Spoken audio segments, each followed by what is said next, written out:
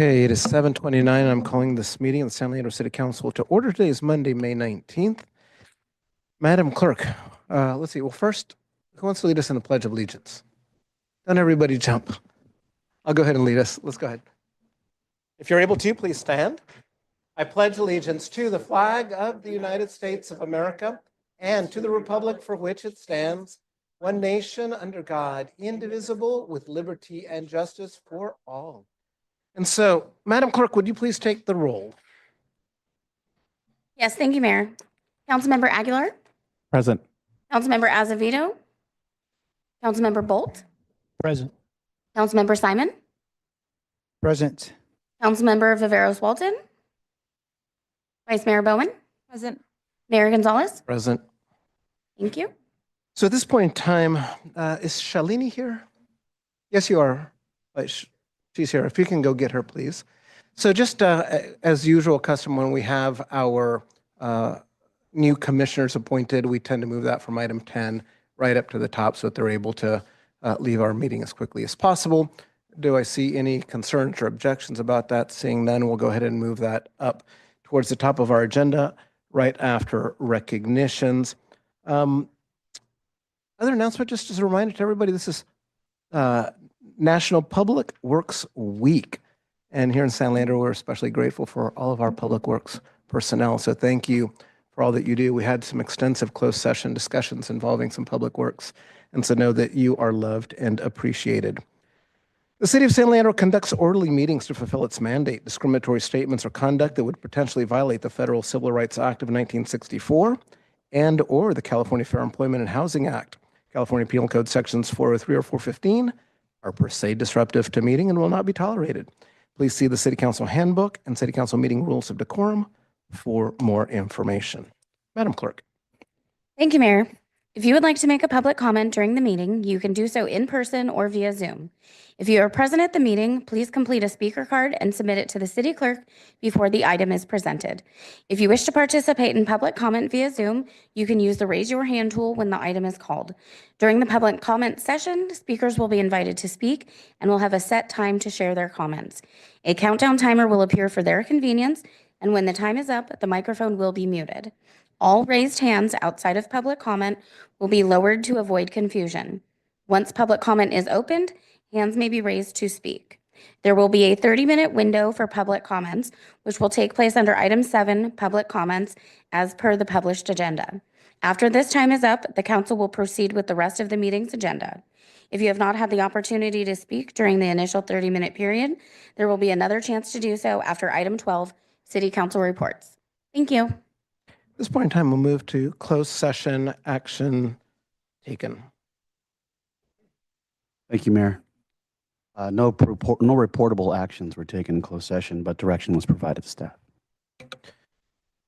And the only thing that I'll add to that is that there was extensive discussion, which is why we are here so late. We had 4 items, and that discussion lasted like 2 hours and 15 minutes. So we want to apologize for keeping you waiting, but know that your council was very thorough and extensive and complete in its deliberations of some very sensitive matters. So thank you to the council for that.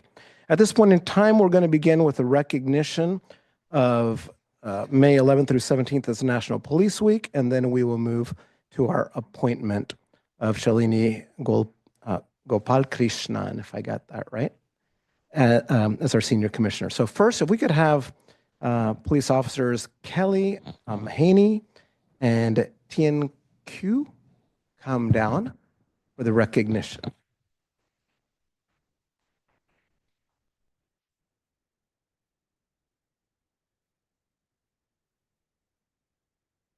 Down in front.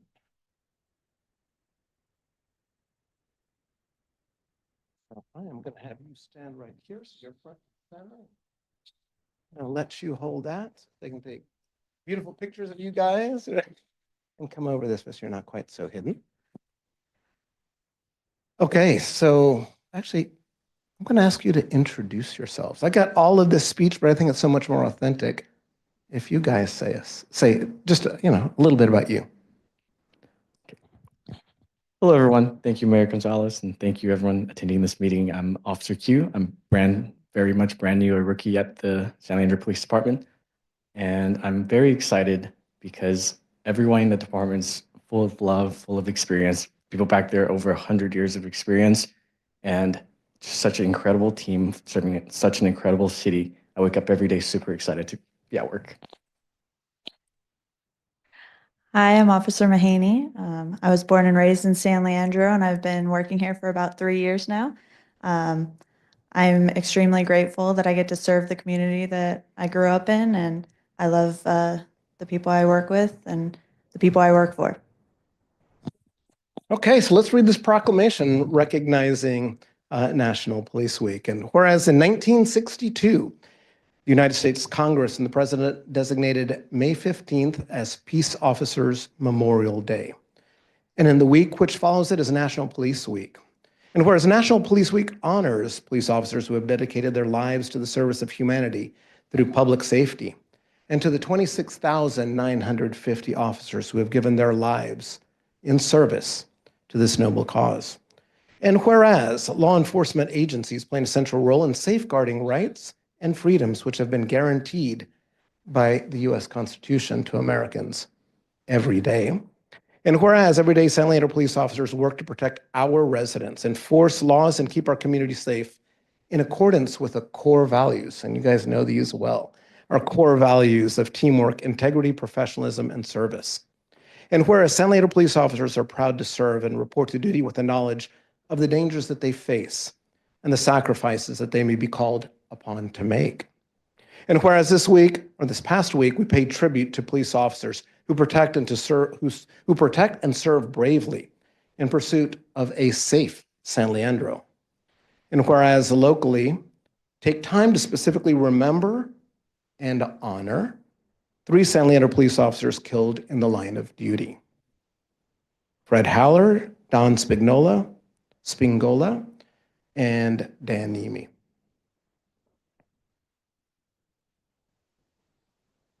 And whereas in honor of all fallen officers and their families, the U.S. flags in the city of San Leandro were flown at half-mast last week during police officers, the National Police Week.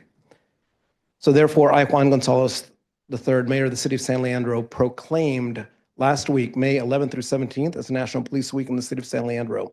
And as you saw in my social media post, I encouraged residents specifically to come to that memorial wall that sits right below that sign that says the Don McGinnis,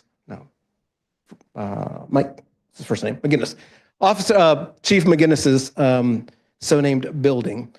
You've got the plaques for the specific officers that had perished in the line of duty, as well as for a firefighter who lost life in the service of the city of San Leandro.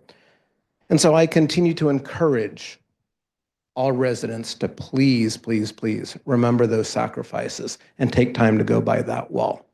So for your service, thank you very much. And now you get to say something that promotes the department and promotes public safety. So you got 30 seconds in the spotlight. What do you want to say? Nice try, bud. We're always hiring. You can go to weareourblue.org, and you get to work with, again, this incredible, energetic, patient body of hardworking men and women of San Leandro Police Department. I highly recommend joining us. And if you ever see us on the street, come and talk to us. We're happy to talk to all citizens, whatever issues you're having. That was awesome. Thank you. Thank you so much. Where's Mike's sign? Who takes the picture?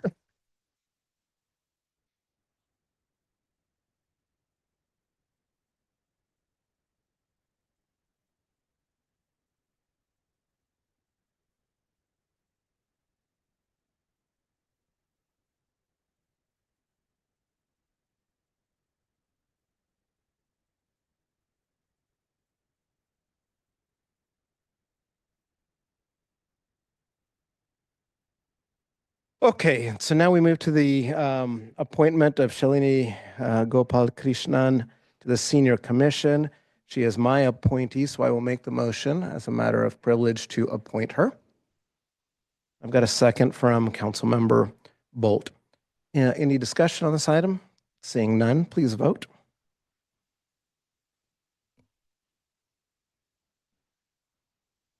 All votes are in. Motion passes 502 with council members Azevedo and Viveros Walton absent. Okay, at this point in time, let us move to a swearing in.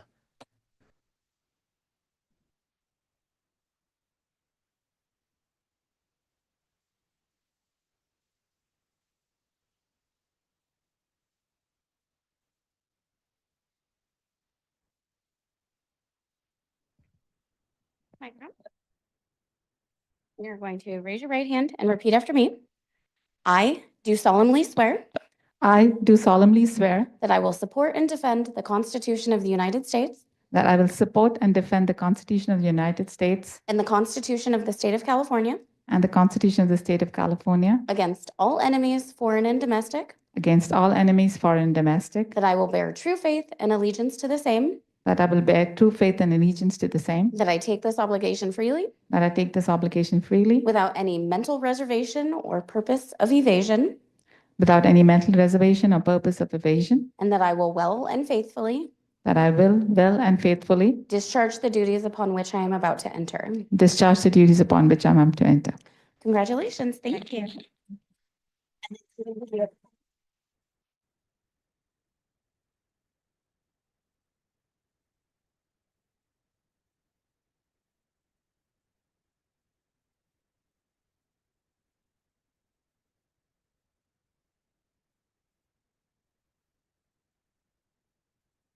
Thanking you in advance for your service. At this point in time, we're going to move to item 5, our consent calendar. Are there any items that council members would like to pull? Councilmember Bolt. Yes, item 5 and item C. Item- 5A and 5C, I apologize. 5 Charlie and 5 Alpha. Perfect, thank you. Any others? Seeing Councilmember Aguilar, is there one that you want to pull or you want to make the motion? I'd like to make a motion to move forward with the consent calendar with the exception of item 5A and 5C Okay, and I'm going to pull 5B. and 5. And boy, so I have a motion from Councilmember Aguilar to move forward with our consent calendar with the exceptions of 5A, 5B, and 5C. Do I have a second? Vice Mayor Bowen, please. I have a motion from Aguilar with a second from Bowen, specifically for the consent calendar without A, B, and C. And so at this point in time, we will take public comment on this item. Mr. Mayor, we have no public comment in person, but we have 2 hands up online. Please proceed. Lucas, you may unmute yourself. Thank you. Can you hear me? Hello? Hello? Yes, we can hear you. Thank you. Thank you for taking my comment. I am not sure comment is relevant now that you guys decided to pull 5A and 5C. Does that mean that I get to come back when those items do get discussed or no? This is your opportunity to speak on those items. Thank you. Thank you, Mayor. Well, I just wanted to say I reviewed on 5C, I reviewed the items in the Department Office Replacement and Configuration quote, attachment B to item 5C. And as I was scrolling through the 24 pages of stuff to be bought, I couldn't quite, and when I Googled some of these things to see what their retail prices were, I couldn't find anything that was meaningfully discounted. And I hope to see somewhere, at the bottom of the quote or somewhere that says, because the city is a large volume purchaser and, does this not, one chair or one desk at a time, here's, 20% discount or something like that. But it doesn't appear that we're getting a good deal here. And I guess this is connected to my standard comments around spending the city's money responsibly, especially when we make, a once in a while purchase on the order of $200,000. I'll make my comment about 5B now, which is, it's not clear to me why we need to spend $157,000 updating the zoning code, given that every time we revise the zoning code, every time the city votes on it, there's the old map and then there's the proposed new revised map. So it isn't the case that every time the zoning code changes, a new revised map gets published, and that's what we review and that's what we vote on, and that's what we comment on as the city citizens. So what and it's not clear to me what this 157,000 is being spent on. Thank you for taking my comment. Thank you. Douglas Spalding, you may unmute yourself.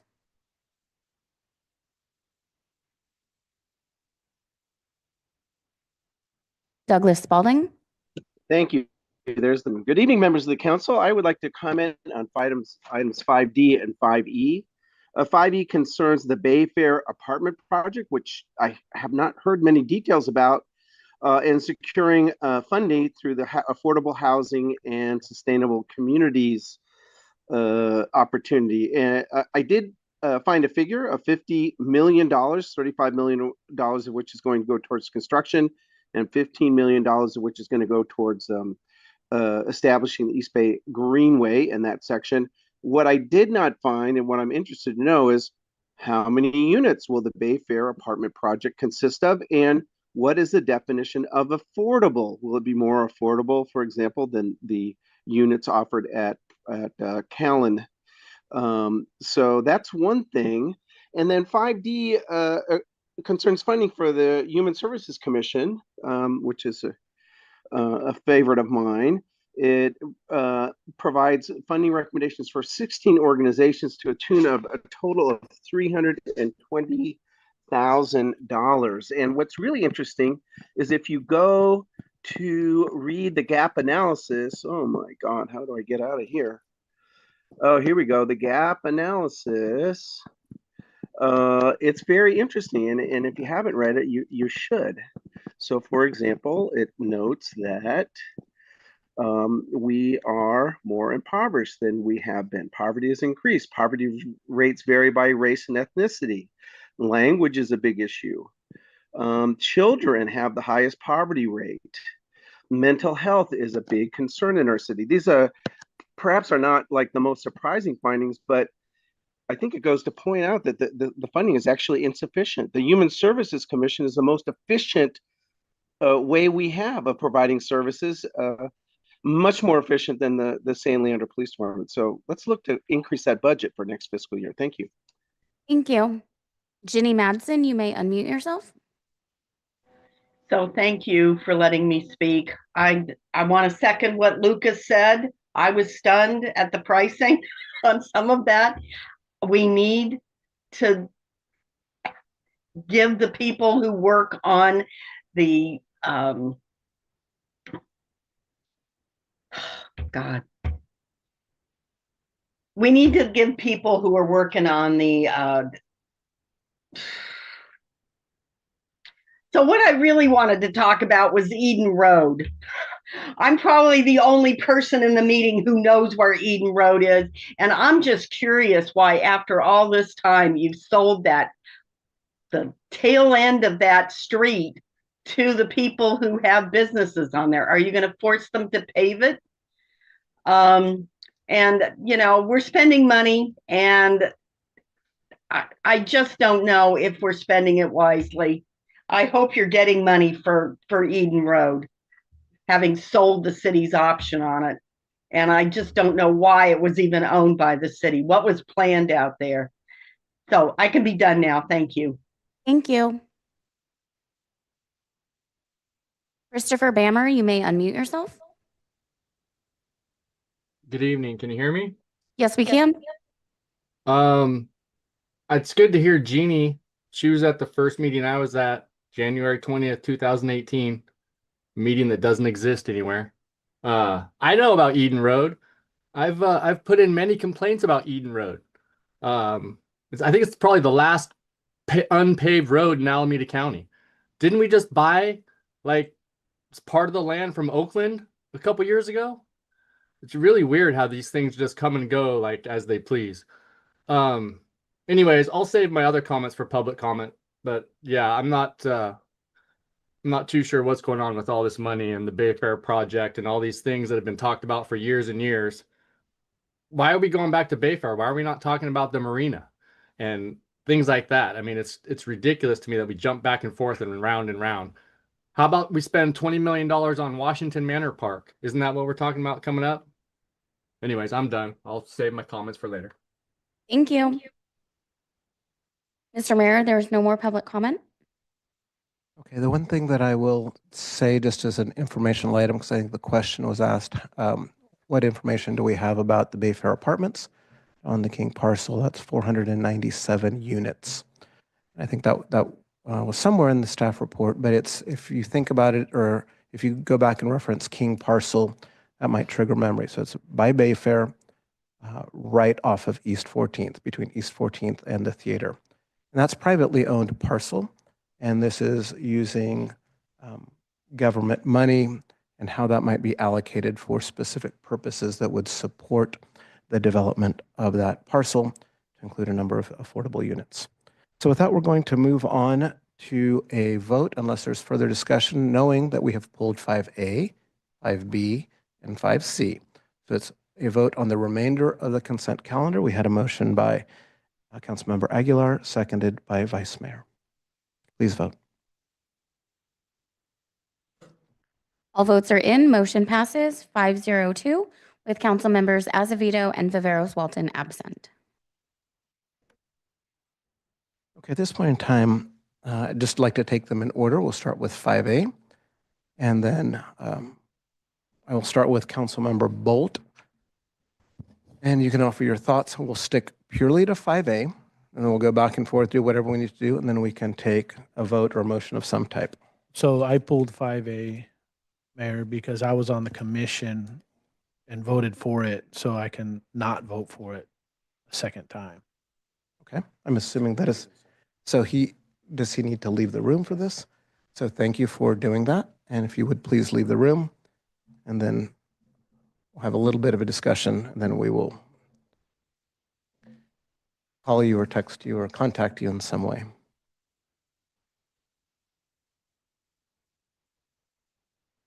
So for me, I concurred with the pulling of that independent of Councilmember Bolt's recusal.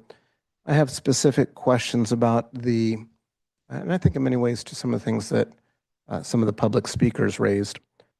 What is it, how are we thinking about the protections that we are putting in place to make sure that the road gets built, and the remedies that we would have if the road didn't get built?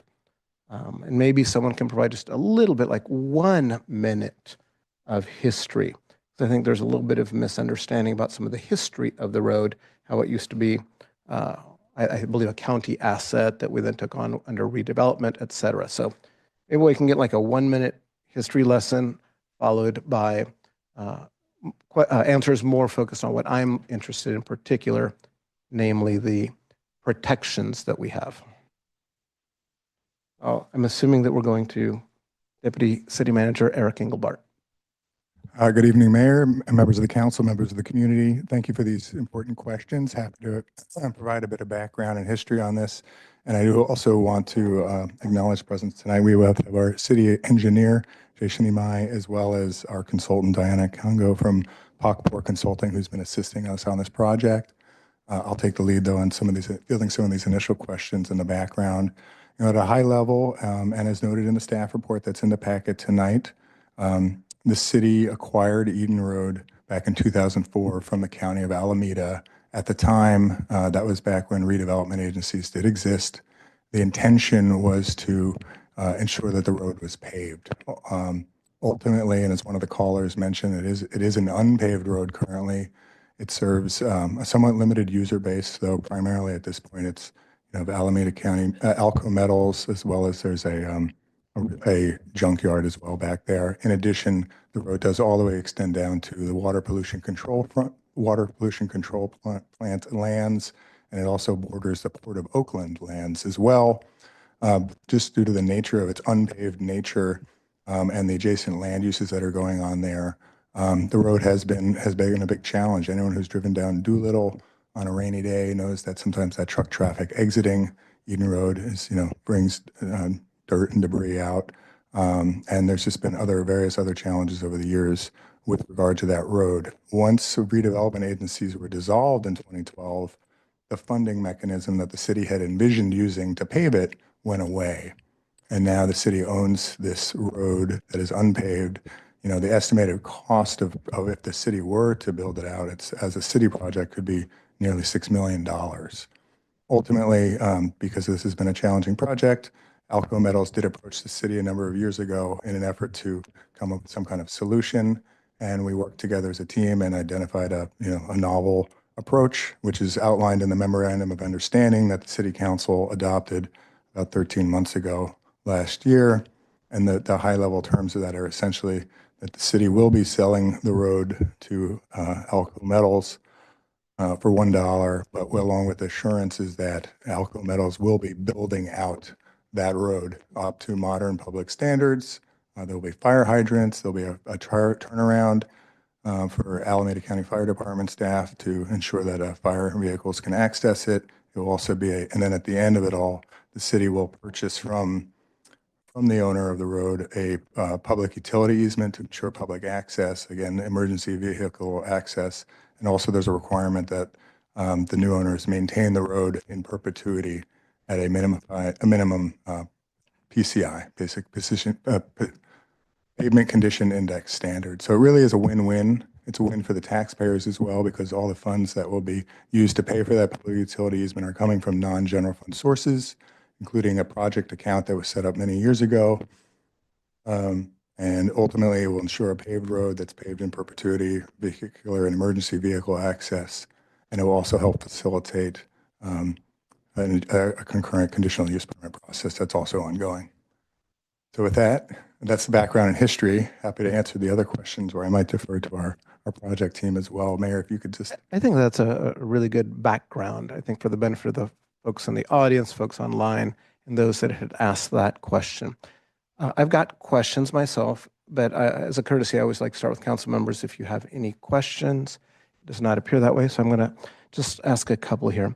The timeline to build the road, is there a contractual timeline, and then is there a consequence for non-compliance as currently envisioned? Thank you, Mayor, for that question. I'm going to invite up our project team here.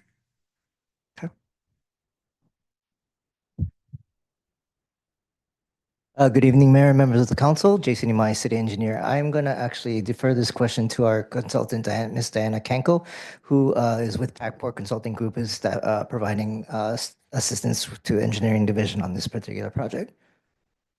Good evening, Mayor Gonzalez and members of the City Council. As far as the timeline and contractual obligations, as Assistant City Manager pointed out, that there is an executed memorandum of understanding that, in addition to the agreement that is in front of you today for consideration, which is a purchase and sale agreement, talk about the timelines. As part of that, there is a sale here that will occur, and there are conditions to be met. The purchase and sale agreement, which we are calling as PSA, includes those conditions. One of those conditions is to have all the permits be approved, all the documents for the grant of easement, all the documents for the grant deed be deposited into an escrow account, and all the monies involved, which is the dollar for the sale of the property, be provided in that escrow account. There is also a condition that we have recently added, the purchase sale agreement. In the last few weeks, we've been fine-tuning it with staff and the property owner. One of that condition is that within 30 days, the applicant, Alco Metals, will need to acknowledge that they will be ready to proceed with construction and mobilize. That will be a written statement that we will ask to be provided to the city before we continue with the transfer and sale. Once that occurs, the city has 30 days. There's some fees, or there's exchange of funding. After 30 days, there's $1 million that the city would have to provide in exchange for the costs of the PUE and access and EVAE for on Eden Road. The written. I'm going to ask you to pause for just a second, because I'm particularly interested more in when will the road be built? When will it be finished? And is that laid out in the proposed contract? And if it's not, I'll turn to city manager and say, is that something that we can have an assurance about? So I'm going to start with you and then I'll kind of I come back around. apologize. It is not specifically said in the contract when the road will be finished, but it does state when they shall start. Okay. And actually, I'm going to go to city attorney and say, is there anything that legally would prohibit us from imposing such a requirement in a contract? No. Second question, PCI level. There was a reference to it will be maintained at a certain PCI, but I don't remember hearing the number. My recollection is that it was, something like a 70 or something like that, but I don't remember offhand. But I want to make sure that it's a specified number and that it's not just a concept that it will be at a certain level.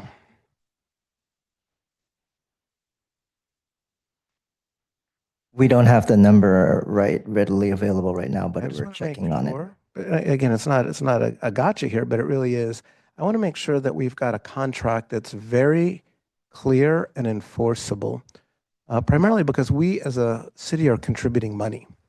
We're contributing money to the building of a road, and in the building of that road, we need to know that the road's going to be delivered by a certain day, right? Because we're paying to have that road built. And then the second piece would be that that road is maintained in a certain way, a certain level. Does that mean that you have the number? Yeah, I've been told that the PCI is 65. 65. Or greater. 65 or greater. So what ACTC would call that what? Fair? Fair condition. 70 is the borderline between good and fair, I believe. Okay, so we're not going to get a good road? 65 is about the average of the entire Bay Area County for reference, so it's relatively fair. Alameda County, right, as of last year was like 67 or 68. This summer. So I think, we need to be pushing that number. So 65 would be a bare minimum. But coming back to, I think the question, I'll look to my council colleagues to make sure that, we have spent a fair amount of time in closed session, especially over the last year, looking at a number of contracts where people have written words on a piece of paper, but we're not actually getting what people have promised to deliver. And so I would like to propose that the guidance from this council be that that final purchase and sale agreement is very clear on what our remedies are and that the remedies are ironclad. Right? Everything, lawyers will, run holes through everything, but as best as we can, I think that we need to really be upping our game when it comes to contracting to make sure that we get what we ask for. And in particular, with respect to a road, we actually have a date. It's going to be delivered in 1 year, 2 years, 3 years, and that we know. And if there's a failure to deliver, there's consequences. If there's a failure to keep the PCI at 65 or higher, there are consequences. Because that's what we're giving this piece of land for $1 under the expectation that we're getting something in return. So I kind of want to go down council row and see what kind of consensus we can build on this idea to make sure that we are protected as a city. Would welcome your thoughts.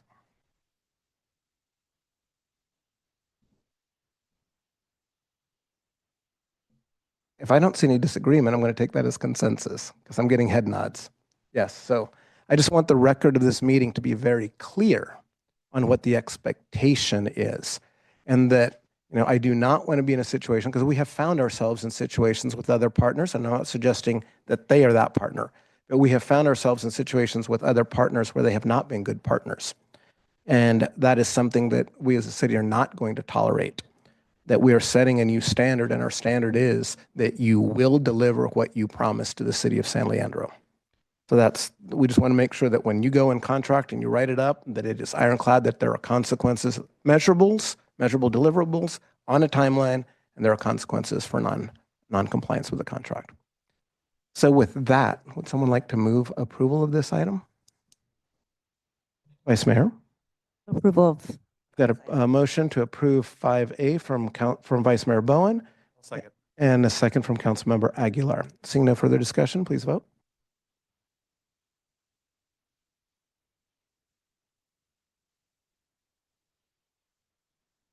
All votes are in. Motion passes 4012 with Councilmember Bolt recused and Councilmembers Azevedo and Viveros Walton absent.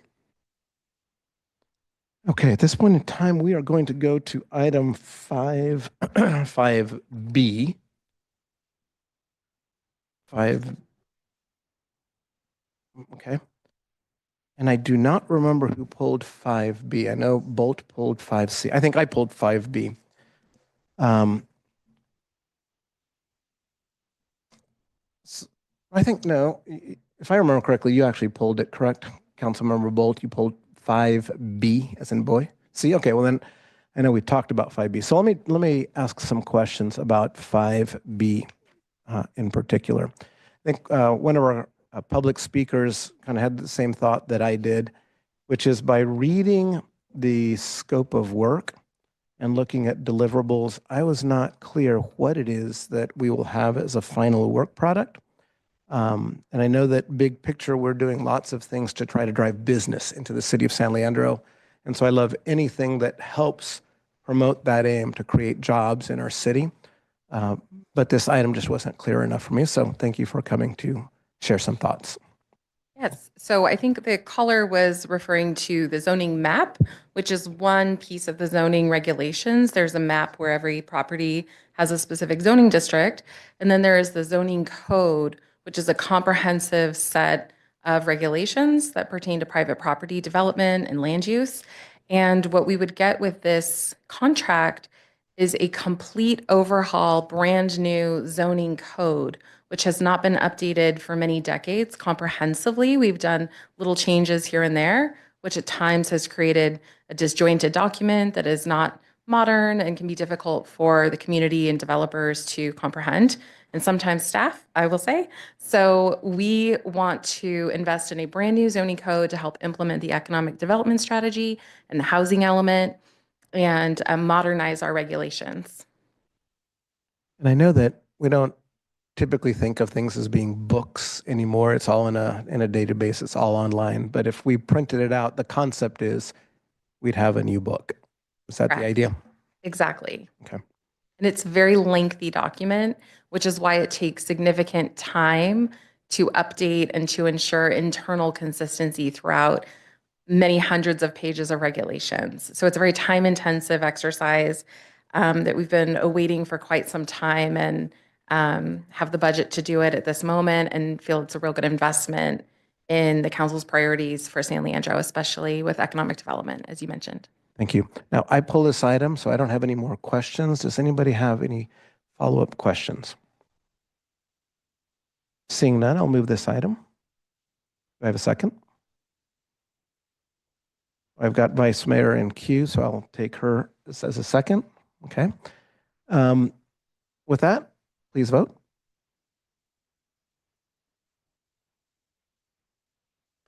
All votes are in. Motion passes 502 with Councilmembers Azevedo and Viveros Walton absent. Thank you. At this point in time, we will move to item 5C. And I think we'll have the same presenter, Ms. Schultz. So I'm going to go to Councilmember Bolt. I think you had pulled this item. And so if you could start our discussion.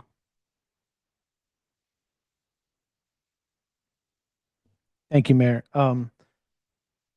I had the concerns just looking at that raw number. It was very large. I too tried to Google some of the items or part numbers, and you got nothing, or you got like a bolt or a screw. And I was like, nah, there's no way this is lining up with the amount of money. So I then reached out to a friend of mine who does this work and asked for a comparable. And I get it. Apples to apples is what we're looking at and what we want.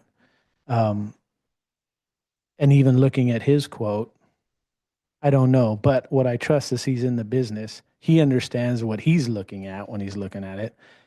And the first initial response from him was that it was 47 desks based on a certain item. And then, so I posed some questions, obviously, to Tom. So thank you guys for getting back to me. And it came back to this actually 26 stations. So that raised a red flag to the point like, okay, so like who's off. And just digging in a little further and seeing some other things like the tariffs and from what I'm told, a lot of these parts are actually made in America and they're not from overseas, although there's some discrepancy on whether that's true or not. But the quote that he gave me, which is in his opinion, comparable at 43 deaths, because there's a certain item in there that says how many would have been. It was considerably less, and I'm going to refrain from using the actual number so I'm not making anybody look bad. But it was considerably less. And once I saw that and said, "Are you sure?" like twice, and then we went over some more things, especially the tariff, and then I just couldn't sit here and say, "Yeah, let's pass it." One of my questions obviously was, do we get 3 bidders? I know the answer is yes. I know you guys would do that. I don't think anybody would not. And obviously, you're going to take the best price in those 3. I'm just really struggling with the fact that I have someone from the business telling me, wow, did they get like VP, CEO type mahogany desks? Like, what are they getting for this price? Because this is basically, I'll do it for that price. And I don't really know where to go other than to say, I'm not comfortable with supporting it based on that information solely and just that information right there. And so I don't want to give direction like go back, do it again. Maybe the council's what's left of the council here tonight is okay with that price and wants to move forward, which that's fine. That's why there's 7 of us taking a vote. But personally, me looking at that and talking to someone who's within the industry, raising red flags and saying, tell them to push back. Tell them they need some cut rates. Tell them, there was a speaker who even spoke to seeing no discounts. And on the quote that I provided, there's a line that says discounts. And it's like, how does that speaker know? Maybe they're in the industry too. I don't know. But personally, for me, I just couldn't push yes or knock all the other consent items off because of this. So that's where I'll start.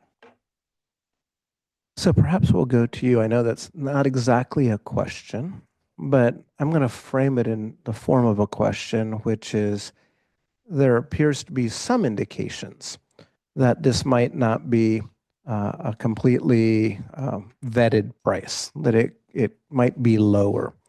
And maybe there are some nuances or complexities that made this better than what others might bid. So it's not apples to apples. So help us understand a little bit more about what went into this pricing. Absolutely. And I agree. I had sticker shock as well when I saw the total amount. But yes, we did our diligence and worked with other companies and picked this company as a local business who had a very competitive offer for this work, which is also heavily discounted. So I just want to highlight the quote that's attached to the resolution includes list price and unit price, and the difference is the discount. So if you look one item by item by item, it's heavily discounted because we're a government agency as the client. So, so there are discounts included, but the scope of work is very comprehensive. We have decades-old cubicles housing all of our staff in community development. We have a large team with over 30 FTEs. But we don't have space for all of our budgeted positions, and our cubicle system is so old that the wiring has gotten bad to the point of computers shutting off in the middle of doing work, and we need to go figure out what's happening there. And we can no longer tailor the system to our changing needs, right? And so what this project is it's a complete gut, tear down, and replacement of all of the community development cubicle system. And so it would include 26 office spaces, cubicle spaces that have, new electricity going through them and ergonomic setups with sit-stand configurations for employees. It's not fancy CEO level mahogany by any means, but we know that government, we don't tend to make lots of capital projects frequently. So we want these to be built to last for another several decades because we're guessing it's not going to be replaced for quite a while, right? And so we did want to make sure that we used quality products. And the manufacturer, Freon, is actually a San Leandro business. So the parts, some of them are brought in from overseas, but they're assembled and completed here in San Leandro. And we went to the showroom. We brought our chief building official, who's our best gauge of construction and quality, and feel like these are really good products that will last for the next few decades. Can't speak to the specific quote you got from someone that you know, but this quote is based on a carefully designed floor plan that fits within our space, which is a little bit awkward, right? It's not a perfect rectangle.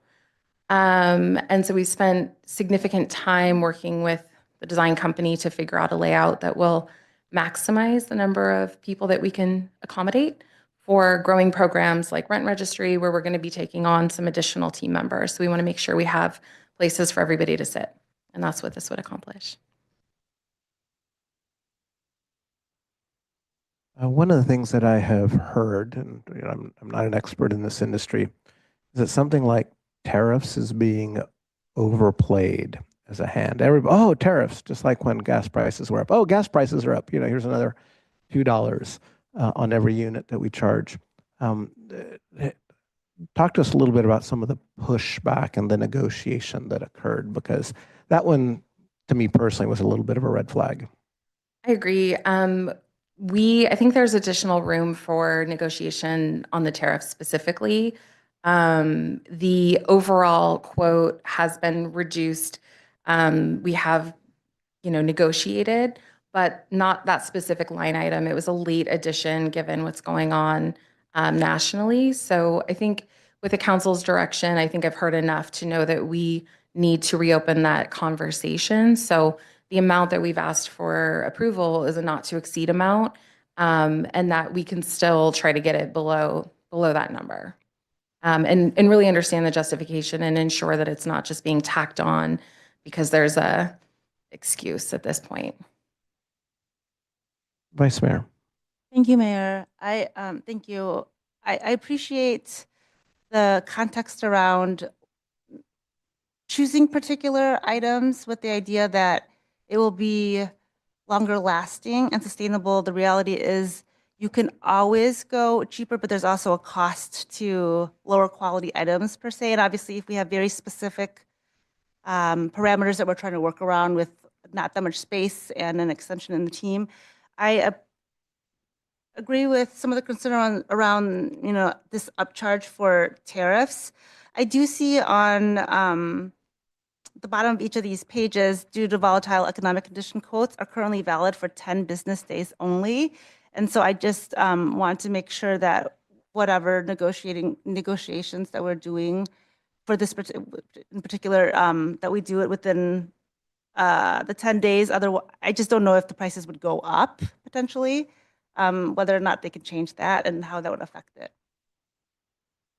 Thank you. Yeah, and I do, having worked with Blaisdells, they're a company that the city uses for other office needs, and they have been a very reasonable partner in this process. So I'm assured that we can have a conversation and that we will continue to negotiate for the best deal for the city.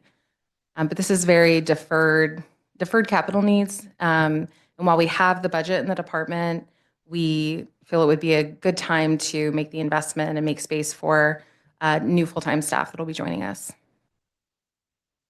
Councilmember Simon, please. Yeah, a couple questions. Were there other quotes that came in, and how much were they? Yeah, so we've looked at 2 other vendors, and Blaisdells was more competitive than the other quotes. I don't have the exact figures on me right now, but the other design companies that we looked at, one didn't have products that really met our department needs. And the other was more expensive. They used a Herman Miller product. It wasn't Freon. And so we found that Freon was the preferred solution and that Blaisdells' quote was very competitive for what we're looking for. Okay, so one was more expensive, and the other one besides this one, what was It was equivalent, I would say roughly equivalent in pricing, but for an inferior product that didn't meet our particular needs. And so this is a very, like we said, solid investment at a fair price point. You could, of course, go cheaper. You could go, much more expensive, but this is a very, we feel a very appropriate quality for something that's going to need to last for a long time. There's a lot of trends right now where, there's different directions you can go. I don't know if you've been in a lot of private companies, but there's setups where there's, no separation between people, just a long desk where everyone sits, but that doesn't work well with the work that we do in our department. So this is it's been designed carefully to meet the needs, but also to be flexible, because today we may have X number of planners, X number of economic development staff, but in the future that might change. So we wanted to make sure to have a product that would accommodate, how the divisions might change over time. And this is a modular product that will allow for reconfiguring as our space needs may change. Yeah. And it sounds like electrical is within the cubicle system. That's Any right. other outside electrical work needed to supply the system? There's a small contract that we that is not part of this contract request that's below the council request limit. So yes, we'll have our electrical work done concurrently. Yeah. Thank you. Councilmember Aguilar. Thank you, Mayor. Thank you, Evelyn, for going through that process. I just wanted to clarify with regards to, I've been shopping around for office furniture, and that's not cheap. And it looks like they're giving us a 75% discount.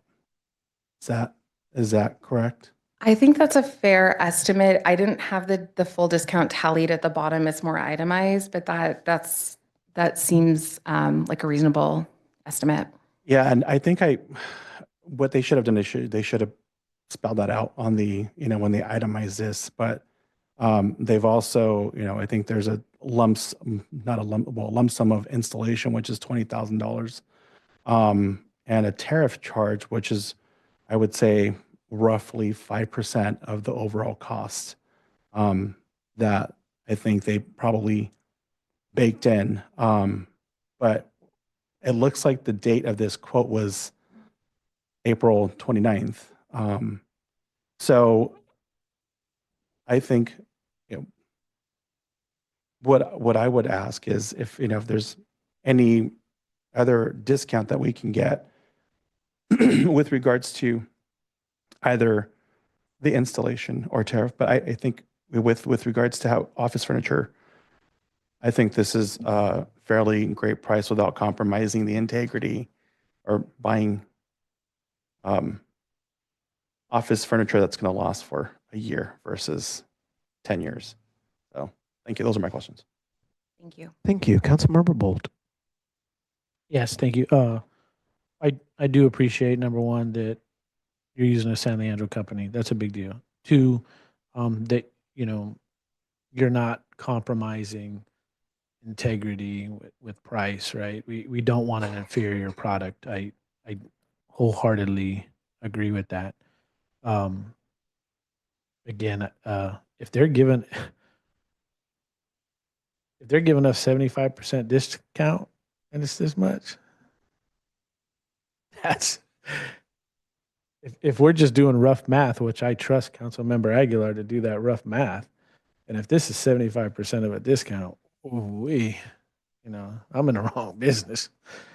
So I just, I don't want to see our employees in a position where they have crap, but that's a fact. And then, I hope we can go back and negotiate more and tell them to, give us 150% discount or something. So at this point in time, the only comment that I'll add is that list doesn't really mean a lot to me.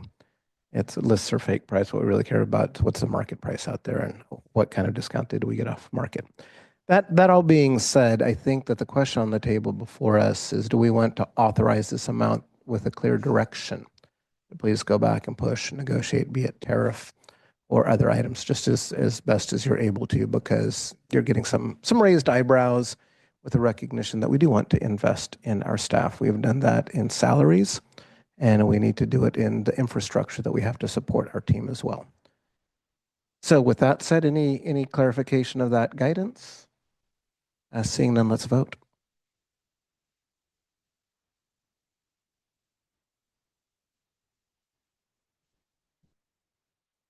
All votes are in. Motion, Just hold on. Did we not have a motion? no. That's why we shouldn't vote. Okay. Thank you for keeping me in order. Just really quickly, someone want to make a motion, just speak it out. I'm going to clear the votes. Yes, please do. So I've got a Vice Mayor with a motion to approve 5C with a discussion, recommendations, guidance to staff. And I've got a second from Councilmember Aguilar. Is that correct? Second from Councilmember Aguilar, please vote.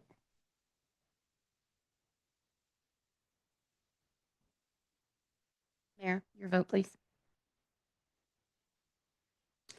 All votes are in. Motion passes 4-1-2 with Councilmember Bolt voting no and Councilmembers Azevedo and Viveros Walton absent. At this point in time, we're going to move to item 6 on our agenda. I don't believe we have any reports, but just want to make sure. Seeing no reports, we'll move to item 7. It's a chance for the public to comment on items that are not on our agenda. So if you'd like to speak with us on something that's within our subject matter jurisdiction, but we have not listed on today's agenda, right now would be the time to offer that comment.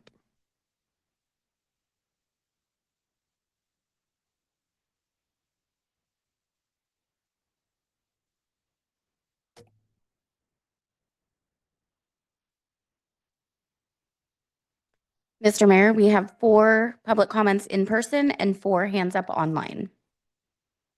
Okay, what I'd like to do is take the 4 online first. Online people, raise your hands if you want to speak, because when I get to the last person, we'll close online public comments. Please proceed.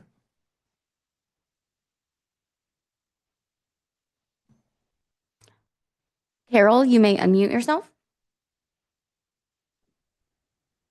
Hello, Carol Cole, District 4 resident for 35 years now, calling to express dissatisfaction with the city's attempts to engage the community, specifically regarding the budget engagement forums. Publicized meetings were announced in January and were rescheduled not once, but at least 4 times, without sufficient advance notice or any notice at all. The first announcement was a January 25th meeting at the Sterling Grant Room, rescheduled to March 1st. That also got rescheduled. The Marina Community Center meeting was originally February 13th, rescheduled to February 27th. And now the latest, the online forum scheduled for April 29th, rescheduled to May 8th, canceled May 8th without notice until after the fact, and I still haven't seen any notice of when that will occur. You know, these are publicized with the tagline, "Your voice matters." I've heard city staff in the past say that low attendance indicates happiness with the budget and the process. I have to disagree. I'm now totally disengaged. And it's sad that the former vision of prior Mayor Pauline Cutter, when she formed the first community budget task force, she wanted the process to be more informative and transparent. That seems to have been totally lost. I'm looking at the city manager. If an online presentation can't be finalized by now when it was originally announced in January, my faith in the actual substance of the budget is now called into question. Our city should do better. Thank you. Thank you. Lucas, you may unmute yourself. Thank you. Can you hear me? Yes, we can. Thank you. I want to +1 and agree with the comments that were made before. I'm glad that they were made. I called in to make similar comments. I think I've seen over the last couple of months, I don't want to point out any individual, but a kind of a decline in the preparedness and the professionalism in how the city council runs its meetings. Last Monday, I looked at the calendar. There wasn't yet an agenda posted for this meeting. That was with 6 days in advance. Today, I look at the San Leandro calendar.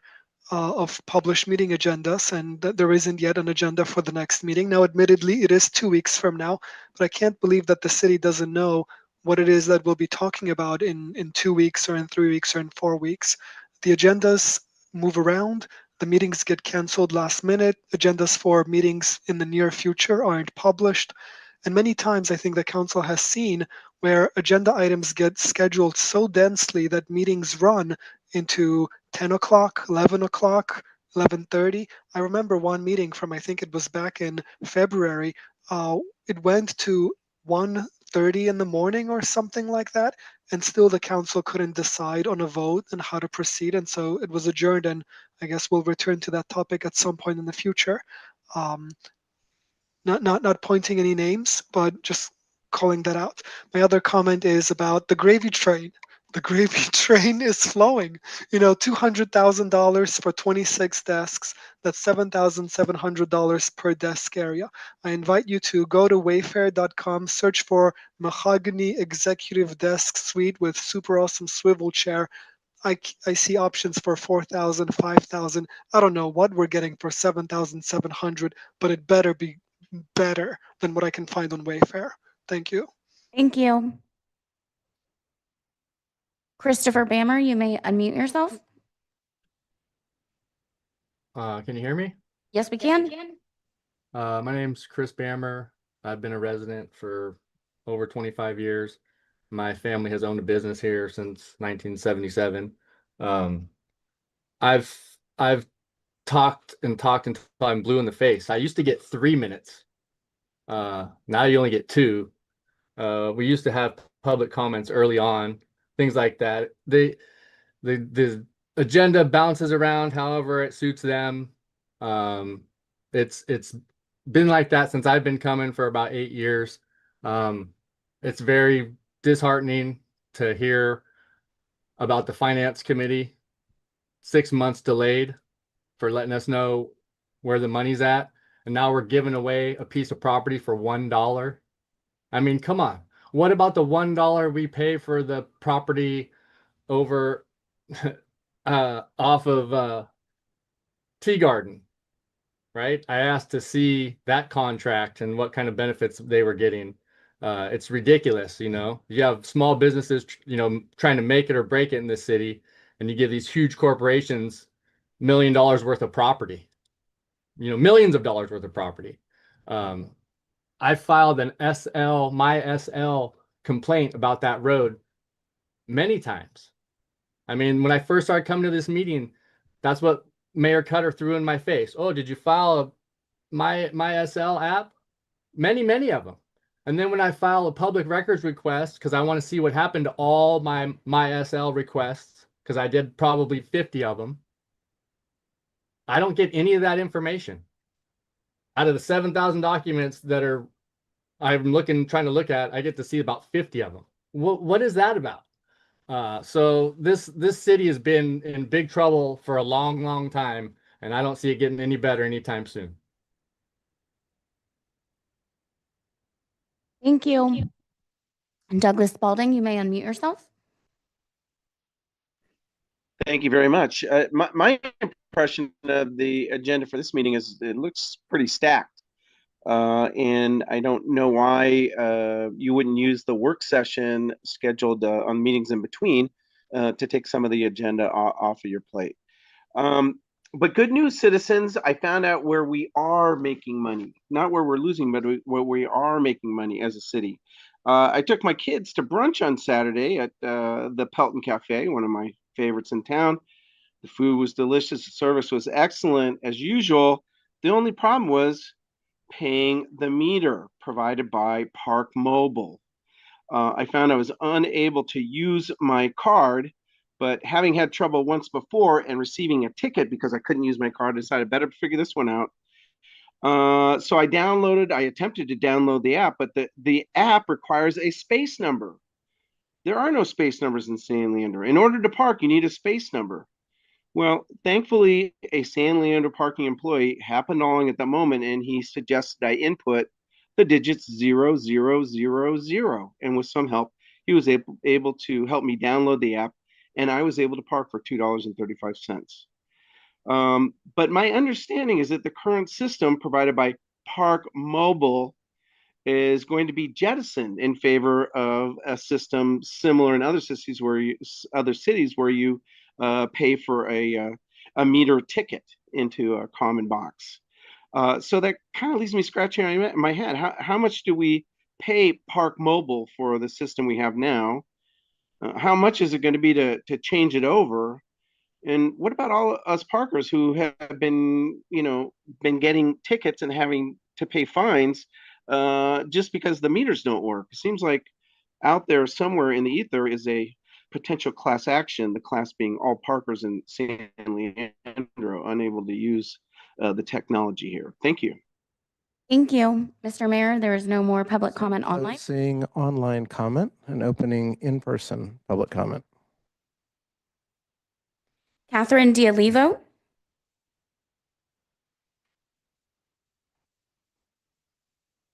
Hi, my name is Catherine, and I've lived here in San Leandro for 25 years. I'm a homeowner and a small business owner here in the city.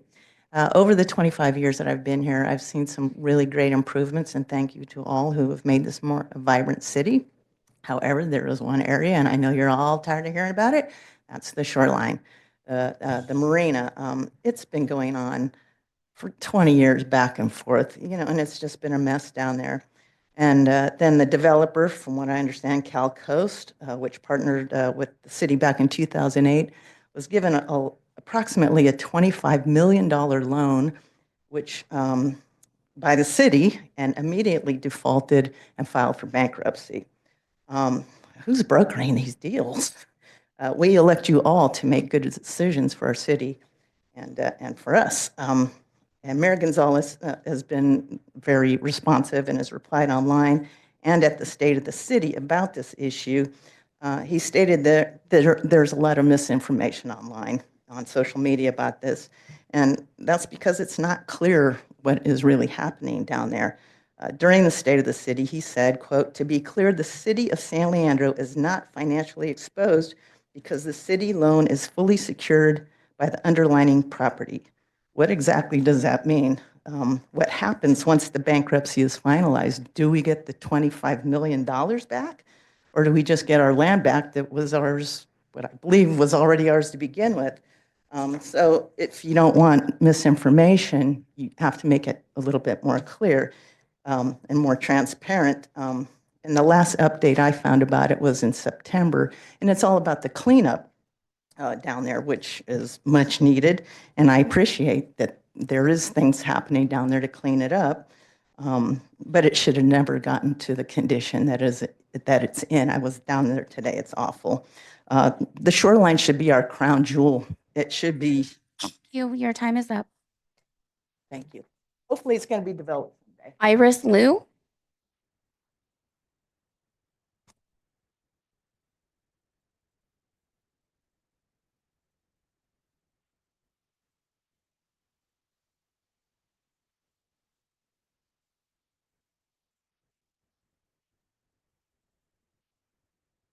Good evening, Mayor, council members, and community members. My name is Iris Liu, and I'm a student at San Leandro High School, here representing Earth Team's Youth for Clean Air project. This is a youth-led initiative focused on raising awareness about air pollution in San Leandro and advocating for solutions. Rooted in health, equity, and science, we started this project because we noticed the impacts of air pollution in our daily lives, whether that's students dealing with asthma, noticing heavy truck traffic around our schools, or feeling the effects of wildfire smoke. As young people, we're especially vulnerable to poor air quality, and we wanted to better understand where pollution is concentrated and who's most at risk. We use CalEnviroscreen, the state's tool for assessing environmental health risks, to examine air quality in San Leandro. What we found was clear. Neighborhoods on the west side of the city, especially near I-880, industrial areas, and major roadways, rank in the 80th to 95th percentile statewide for combined pollution burden and health vulnerability. These are also the same neighborhoods where many public schools, parks, and youth live and learn. We're here today because we believe clean air is a basic right, not a privilege, and we want San Leandro to be a leader in protecting public health and environmental justice. Thank you. Karina Trin.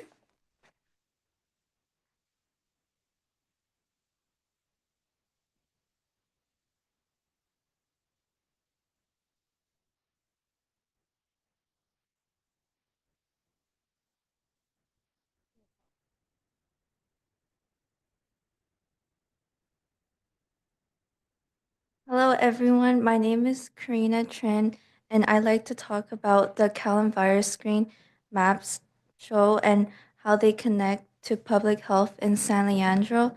We use Calum-Virus screen layers on PM 2.5, diesel pollution, traffic density, asthma prevalence, and socioeconomic factors. The areas west of East 14th Street consistently ranked in the top 20% most burdened communities in California. These neighborhoods experience higher exposure to pollutants and also have higher rates of poverty, limited green space, and chronic respiratory conditions. The California Department of Public Health reports that youth in high pollution zip codes like ours are up to 3 times more likely to be hospitalized for asthma than youth elsewhere in the county. Yet many of our schools, parks, and child care centers are in these exact areas. This is a clear environmental justice issue. We're not just talking about statistics, we're talking about our peers, our families, and our future.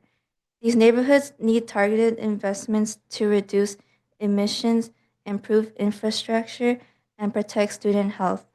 We hope the council will use this data to prioritize policies and programs that serve these most impacted, because those are the communities that stand to benefit the most from clean air solutions.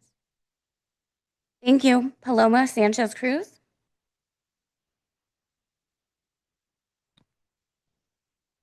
Good evening. My name is Paloma, and I am also from San Leandro High School. And I'd like to share what we believe the city of San Leandro can do next to protect air quality, especially the most impacted communities. First, we recommend the city implement no idling zones around schools and public facilities. These zones have been shown to cut pollution by 30% in school areas, according to the EPA, and are low cost to enforce through signs and public outreach.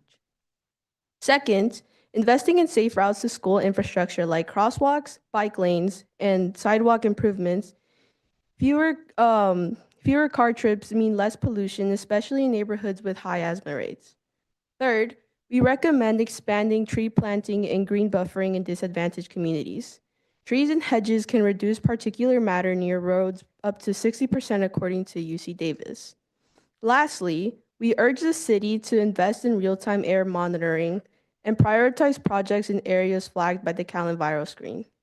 Having access to localized data helps schools and families respond to unhealthy air days and track progress. We are not here just to present problems. We're offering solutions backed by science, rooted in equity, and shaped by youth experience. Please act on our recommendations, include youth, people, in decision-making progress. We are ready to be partners in building a cleaner and healthier San Leandro. Thank you for listening. Thank you. Mr. Mayor, there is no more public comment?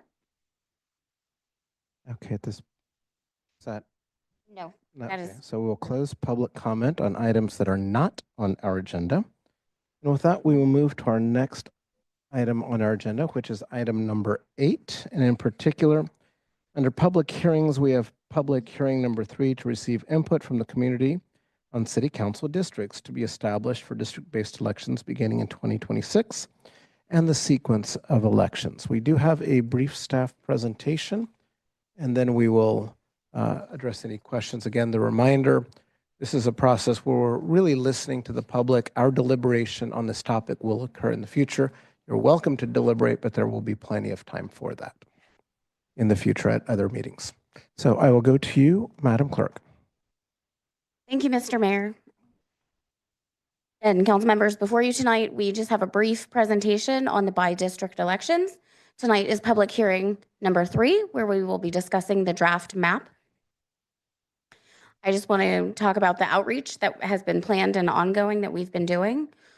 The city clerk's office has uploaded a website, sanleandro.org, vote by district. We've been presenting at the farmers market booth the Wednesday before every council meeting.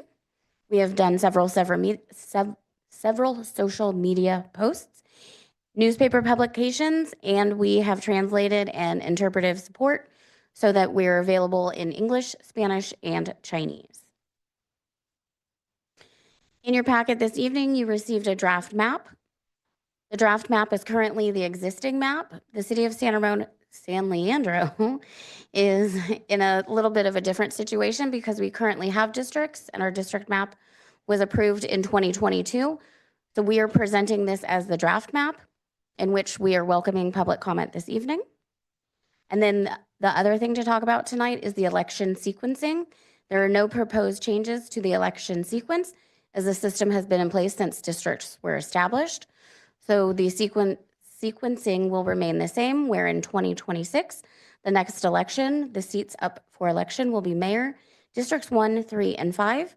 And then the following election in 2028 will be districts 2, 4, and 6. And these are the ways that the public is able to share their thoughts. They can do it in person at the public hearings like tonight and on June 2nd. They can attend the farmers markets and talk to me, council members, or the city manager if she's available. They can call the city clerk's office by phone or send an email online, or we also have a form on our website that is available. And that is all I have for you tonight. If you have any questions. Are there any council questions before we hear from our public? Seeing none, the time is 8:46, and I am opening the public hearing.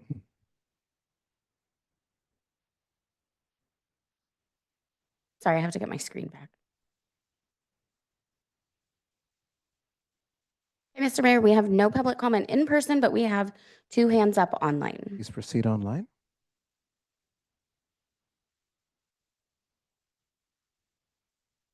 Lucas, you may unmute yourself.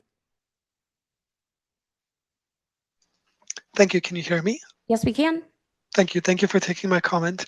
A few weeks ago, I called and I made a comment about how the data that is shared by the city for us and the public to be able to evaluate the proposed districts feels inadequate. And I gave the example of, I think the last time that we did this, 2022, the maps were published with an approximate number of residents in each district. And back then, there was a couple thousand people disparity between District 5 and District 3, District 3 and District 4.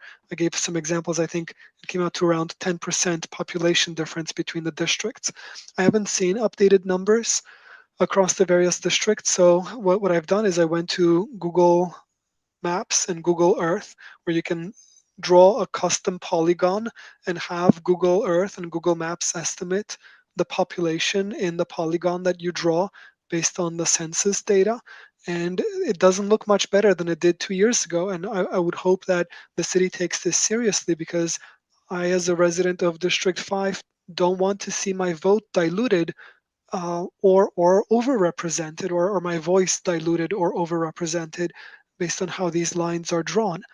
Now, there was some interesting data shared today at the gap analysis in the agenda in the consent calendar, and that gap analysis document, 64 pages of it, is very interesting, but I would draw the council's attention to pages 23, pages 24, 32, etc., where you have maps showing the breakdown of the city's population along age groups and gender groups and racial groups, poverty groups, income groups, etc.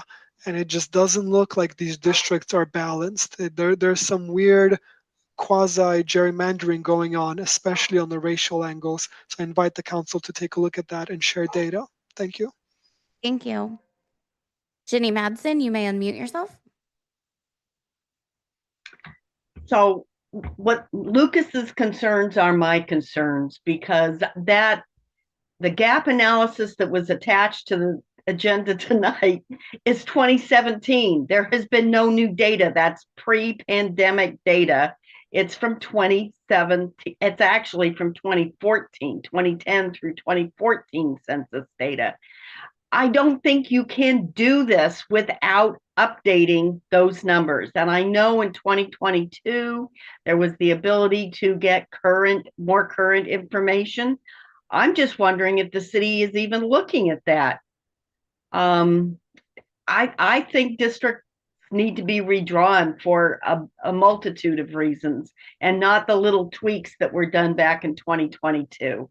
It was a minor change back then. And yes, there are gross differences between districts now in terms of population. That's all I'm going to say. Thank you. Thank you. Douglas Spalding, you may unmute yourself. Thank you. I'm going to beat the same drum slowly, well, as slowly as I can in 2 minutes. I am shocked that the city would turn around and propose the current district maps as the district maps going into the future.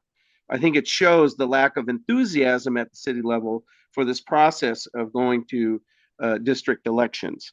I was involved in the same process by my employer, San Lorenzo Unified School District, within the last year.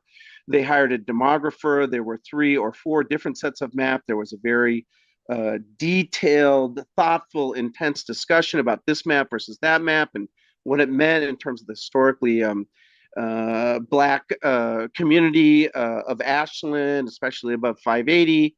And I think there would, it warrants similar discussion. Our maps warrant similar discussion here in the city of San Leandro. There are not only disparities by income and by race. I'm sure there are many, but one that pops to mind is, how is it that a majority of all votes in most elections come from just districts 1 and 5, and the other 4 districts are underrepresented in terms of the voting public? Now, it would take some work in order to try to even some of that out, but to me, that's just the kind of disparity that is a clarion call for some effort to look at remapping. I mean, what's the worst we could do? Go back to the original map? I think we should at least be studying it. And if we don't even give it some consideration, I fear you're going to wind up back in court again, according to the California Fair Voting Rights Act. You got to give it a little bit more thought than that. Thank you. Thank you. Chris Bammer, you may unmute yourself.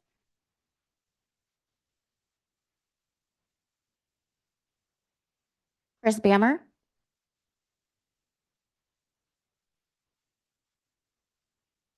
Okay, Mr. Mayor, we have no public comment. Mr. Bammer put his hand down. 8:52, and I've closed the public hearing. I come back to the council members to see if at this point there's any discussion, recognizing that there will be plenty of time to discuss this at future meetings. Seeing none, we'll move to our next agenda item, 8B.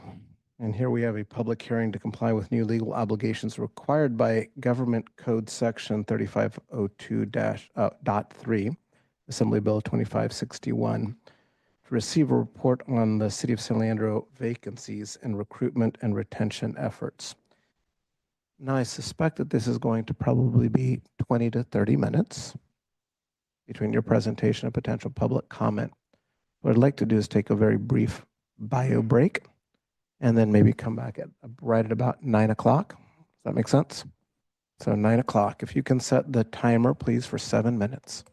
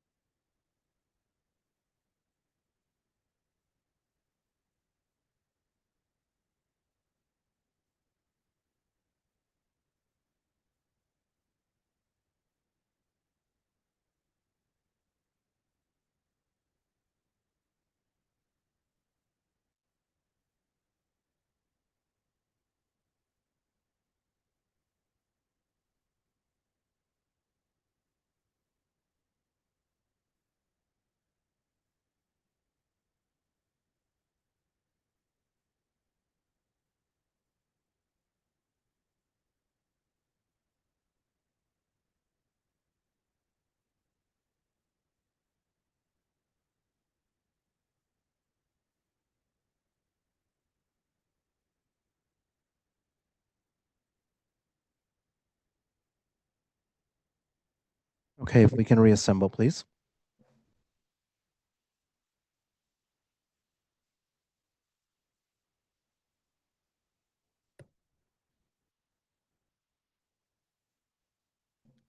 Okay, it is 9:01. We are back in session. We are proceeding with our item, and we've got Human Resources Director Emily Hung here on item 8B to introduce the item.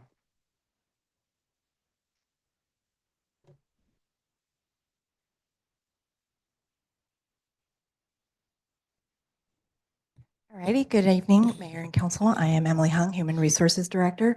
Tonight I'll be giving a presentation in compliance with Assembly Bill 2561. As part of the presentation, I will provide an overview of the new legislation, the city's vacancy rates, review our hiring process, and what the city is doing to address recruitment and retention efforts. The recommended action for the City Council is to conduct the public hearing and accept the informational presentation. So Assembly Bill 2561 came about because the state legislature is determined that vacancies are widespread and a significant problem in the public sector. There is statewide interest in ensuring that public agency operations are appropriately staffed, and there is concern that vacancies require employees to take on heavier workloads, resulting in burnout and increased turnover, which in turn negatively impacts the delivery of public service. There are several requirements to the bill, which includes holding a public hearing each year prior to the budget adoption, presenting data and information on the status of the city's vacancies, recruitment and retention efforts, and any challenges we have in the hiring process. There are additional requirements if the vacancy rate in a particular bargaining unit meets or exceeds 20%. And finally, each of the city's bargaining groups were invited to make a presentation today as part of the public hearing.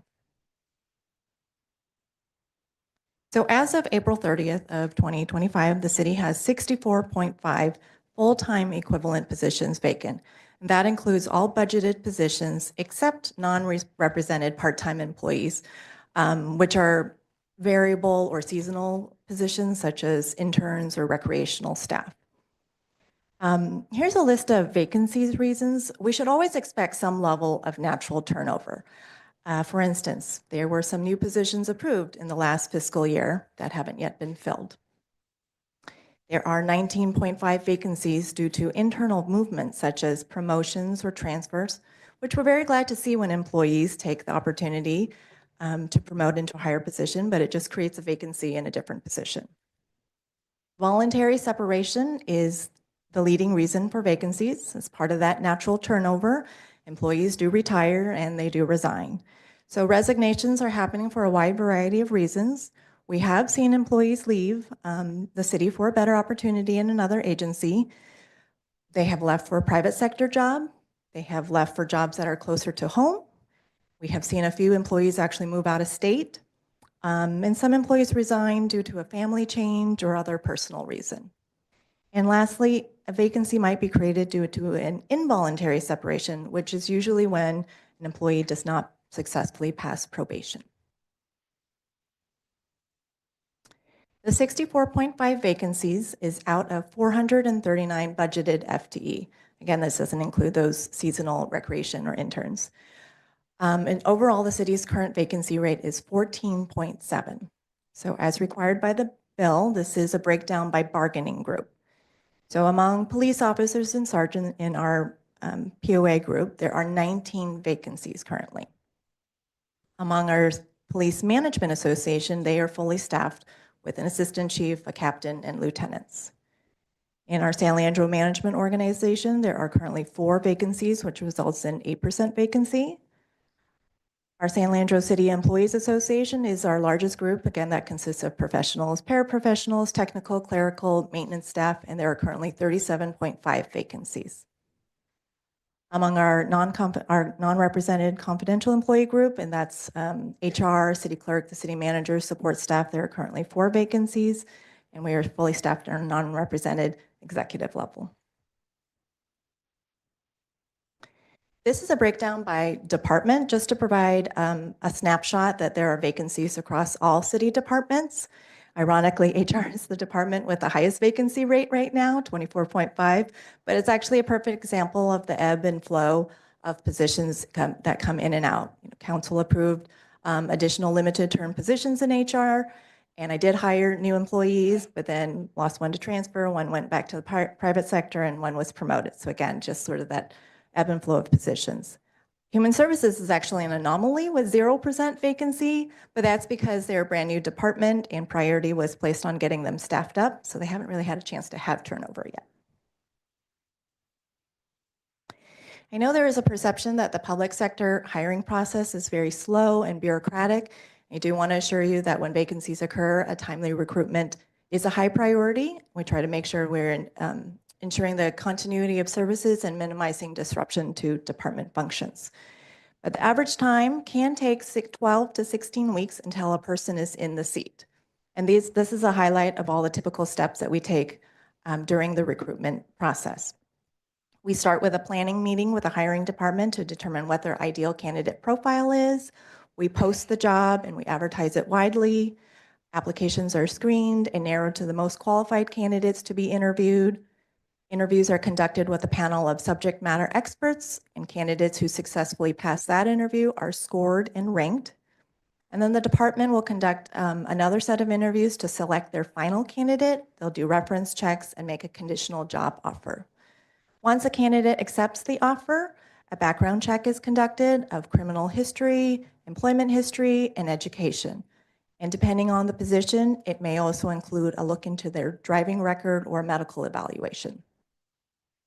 Once all these pre-employment background activities are complete, a start date is agreed upon, which usually includes the candidate giving notice at their current position. So that's how we get to the 12 to 16 weeks. So we completed this process for 100 recruitments in the calendar year 2024, which resulted in nearly 5,800 applications. And out of those 100 recruitments, we hired and onboarded 138 new employees, which does include summer recreational staff and interns, and we promoted 26 employees. The challenges that we encounter are those that face all public sector agencies. There is increased competition in the job market. We're going up against other agencies as well as the private sector. There are more job openings. There was a mass exodus in the workforce when the baby boomers retired. In general, there's a dwindling pipeline of qualified applicants that we're seeing. There is also less longevity in the workforce. Employees don't seem to stay as long in one positions, and they aren't afraid to leave for other opportunities. Anecdotally, it seems like new employees or workers, they stay less than 5 years.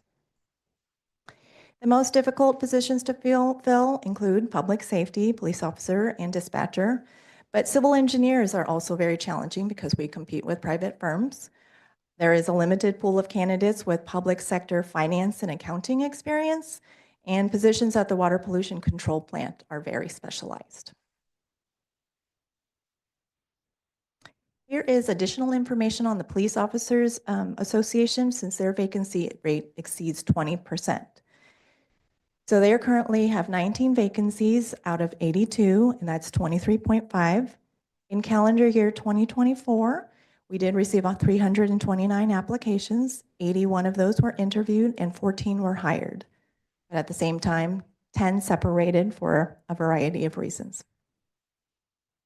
As our most challenging recruitment for police officers, we accept applications on an ongoing basis. We screen applications every day, and we schedule interviews every week. We have streamlined and accelerated many parts of our process so we can try to get candidates through as quickly as possible. The average time to hire for a police officer is 3 to 6 months, primarily due to the need for a very thorough background investigation, which can take 2 to 3 months. Background investigators are very in high demand.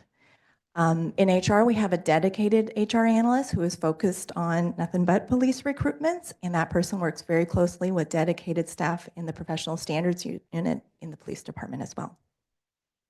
And just as an extra data point, as of today, there are 6 candidates in motion with conditional offers or in background, so there is always someone in the pipeline. We've taken a number of steps to navigate our challenges. A competitive compensation package is going to help immensely to recruit and retain. And most recently, the City Council, approved a new labor contract with SLCA, which brought salaries above market. It's going to make a big difference. We also updated over 100 job descriptions to provide more flexibility in considering a combination of experience and education. This might be a more skills-based hiring approach that we hope will attract more candidates in certain positions. We do market our positions widely by advertising on websites, social media, LinkedIn, local job boards, professional and networking associations. We try to leverage our connections at other agencies for direct outreach. We try to do as widely as possible. Career development, we were very happy to see, like I showed you earlier on the slide, that employees are taking advantage of promotional opportunities. We try to support them by providing leadership training for supervisors and managers. And we recently piloted a mentorship program to provide additional support.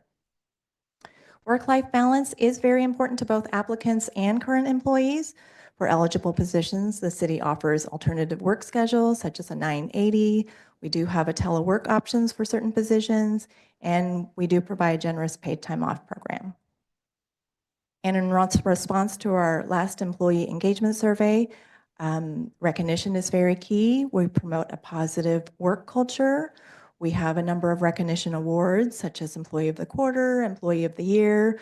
We celebrate years of service with the city, and we hold several appreciation events throughout the year. So in closing, the city actively recruits to fill vacant positions. We explore different strategies to address our challenges, and we will continue to focus on retention because it is critical to foster an environment where employees not only thrive, but they stay long-term.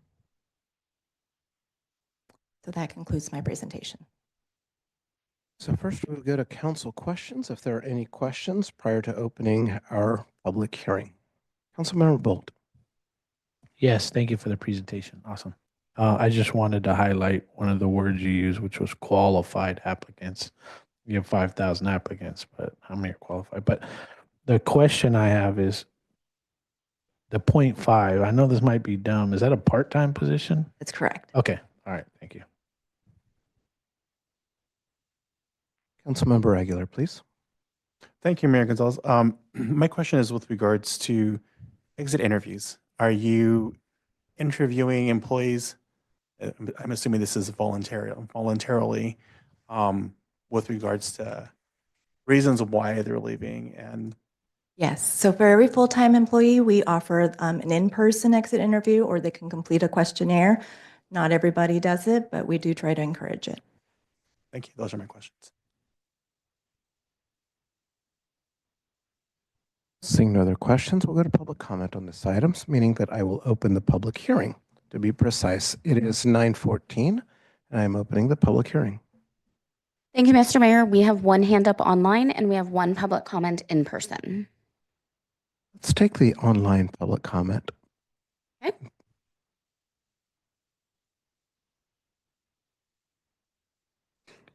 Douglas Spalding, you may unmute yourself.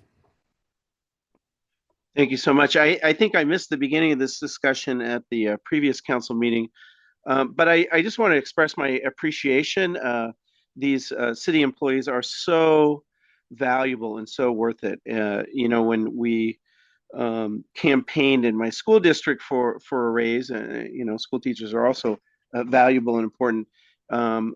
Our point was retention is the new recruitment. We really help ourselves out by keeping our employees in San Leandro rather than training them and then seeing them go off someplace else for a little better salary. You know, I was crestfallen when Eric Engelbart left the city for a time, and I'm just very thankful that he found his way back to us. And I would hate, you know, for other current employees to go a similar route. So thank you again for to all your work and the time to make this happen. Thank you. Mr. Mayor, there is no more public comment online. We'll close public comment online and come in person. Okay. And the one person we have in person is Jeff Duritz.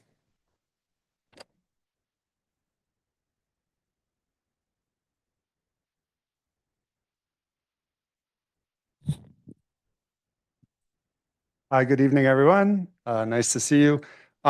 We love that there's a focus on recruitment and hiring.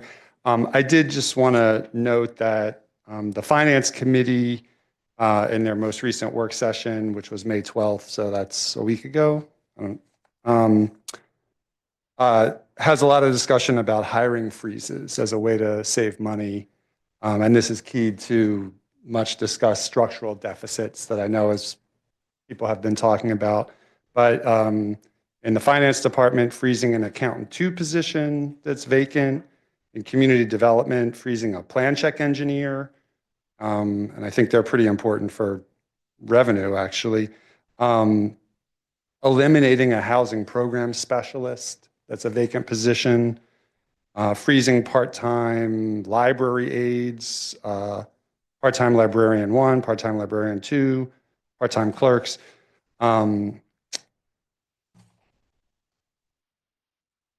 Freezing an administrative assistant in public works. So there seems to be a little bit of a disconnect around the hiring and then the freezing of vacant positions.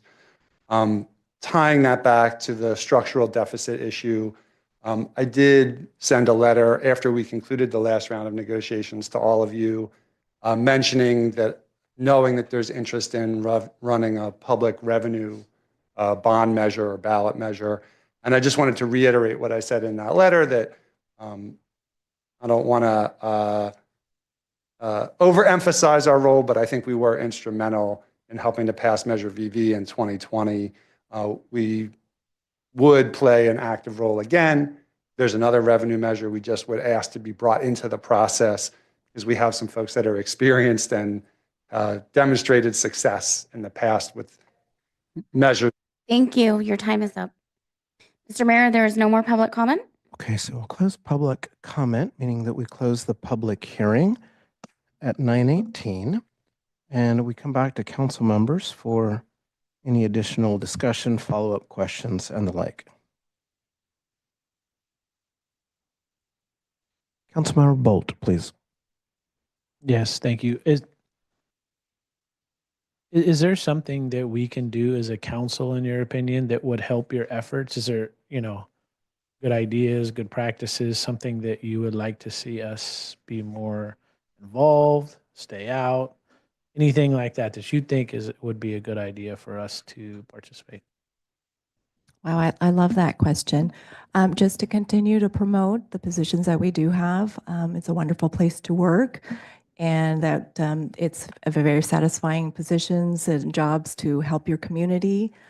We love it when local residents and community members apply. We think it ties them to, what they do here. So to continue just to promote positivity and working for the city. Thank you.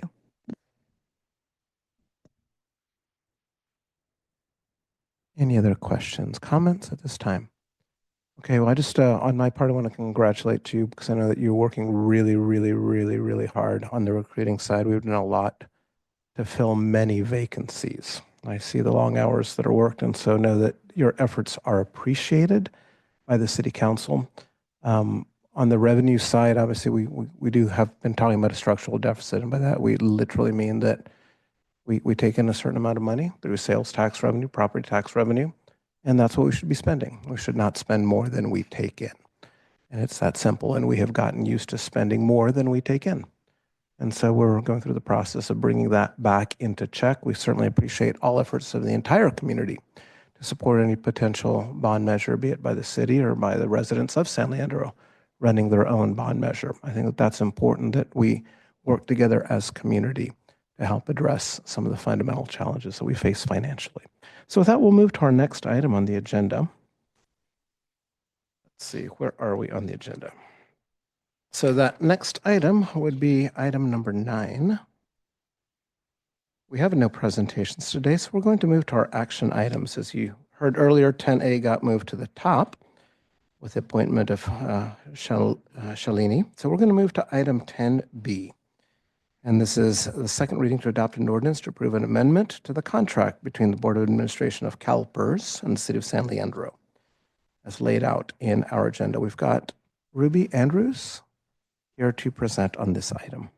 Thank you, Mayor, City Manager, City Council members. I'm Ruby Andrews, and I'm a Senior Human Resources Analyst with the city. I'm here to present the second and final reading of the ordinance for a contract amendment with the CalPERS retirement system to approve an increase to the cost share with the San Leandro unrepresented executive safety employees from 1.5% to 2%. The affected employee has accepted the amendment through a secret ballot vote as required by CalPERS, and the adoption of the ordinance is the final step of the contract amendment process. Upon approval, the contract amendment will be effective July 1st, 2025, which is 30 days after the adoption of the ordinance and the first day of a payroll period. And I can take any questions. Okay, seeing no questions, this is, after all, a second reading on something we've talked about previously. We'll look for a public comment on this item. Mr. Mayor, we have no public commenters in person, but we have one hand up online. Please proceed online. Lucas, you may unmute yourself. Thank you. Can you hear me? Yes, we can. Thank you. I raise my hand to make the usual comment that I do when it comes to being financially responsible with the public monies. I read through the ordinance, I read through the contract, and the contract is very dense, as all these things tend to be. And I tried to make sense of what does 1%, 2%, 2.5%, 3% mean in the grand scheme of things. And I was hoping that somewhere in the ordinance there'd be an estimate of, we're increasing the cost, it's going to affect this many employees, it's projected to cost the city this much over the next 10 years, this much over the next 30 years, this much over the next century. You know, these things tend to go for a long time, especially as I read page 1, you know, the retirement age for some of these employees is 50, 55. They're going to live for a long time, and we're increasing their retirement benefits, I'm assuming, or our contribution to their retirement benefits for decades. And what's the number? Is it $1 million? Is it $10 million? Is it $100 million? This is where the real money is. I think the city knows that, you know, we're in a bad deficit situation. I hear the word structural deficit thrown around at various meetings. This is where the real money is, the money that we lock in for the next 30, 40, 50 years. And it's not presented to the public very transparently. Thank you for taking my comment. Thank you. Mr. Mayor, there is no more public comment. Okay, so thank you for your public comment. We'll close public comment. I always appreciate the eagle eye, the attention that's paid to expenditures. In this particular case, we are talking about an expenditure, an increased expenditure that is made by the employee. So it is a transfer of costs that would have been paid by the city that will now be paid by the employee. So it is a reduction of cost being borne by the city. With that, any other further discussion on this item? Seeing none, I'll entertain a motion on this action item. So moved. I've got a motion by Councilmember Aguilar, Second. and with a second by Councilmember Bolt. Any further discussion? Seeing none, please vote.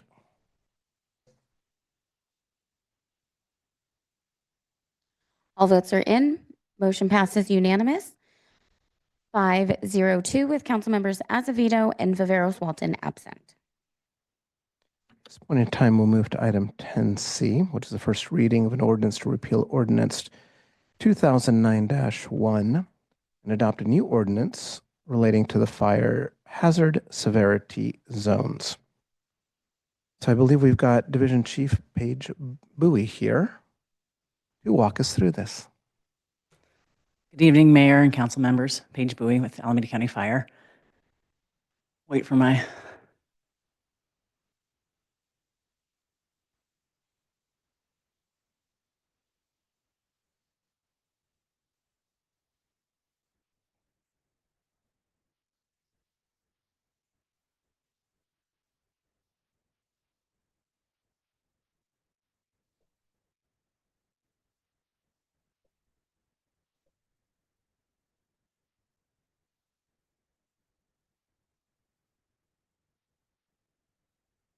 All right, continue here.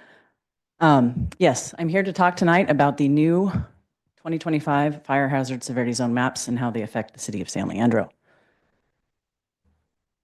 So we're here to discuss repealing the old 2009 maps, which designated zones in the city as very high.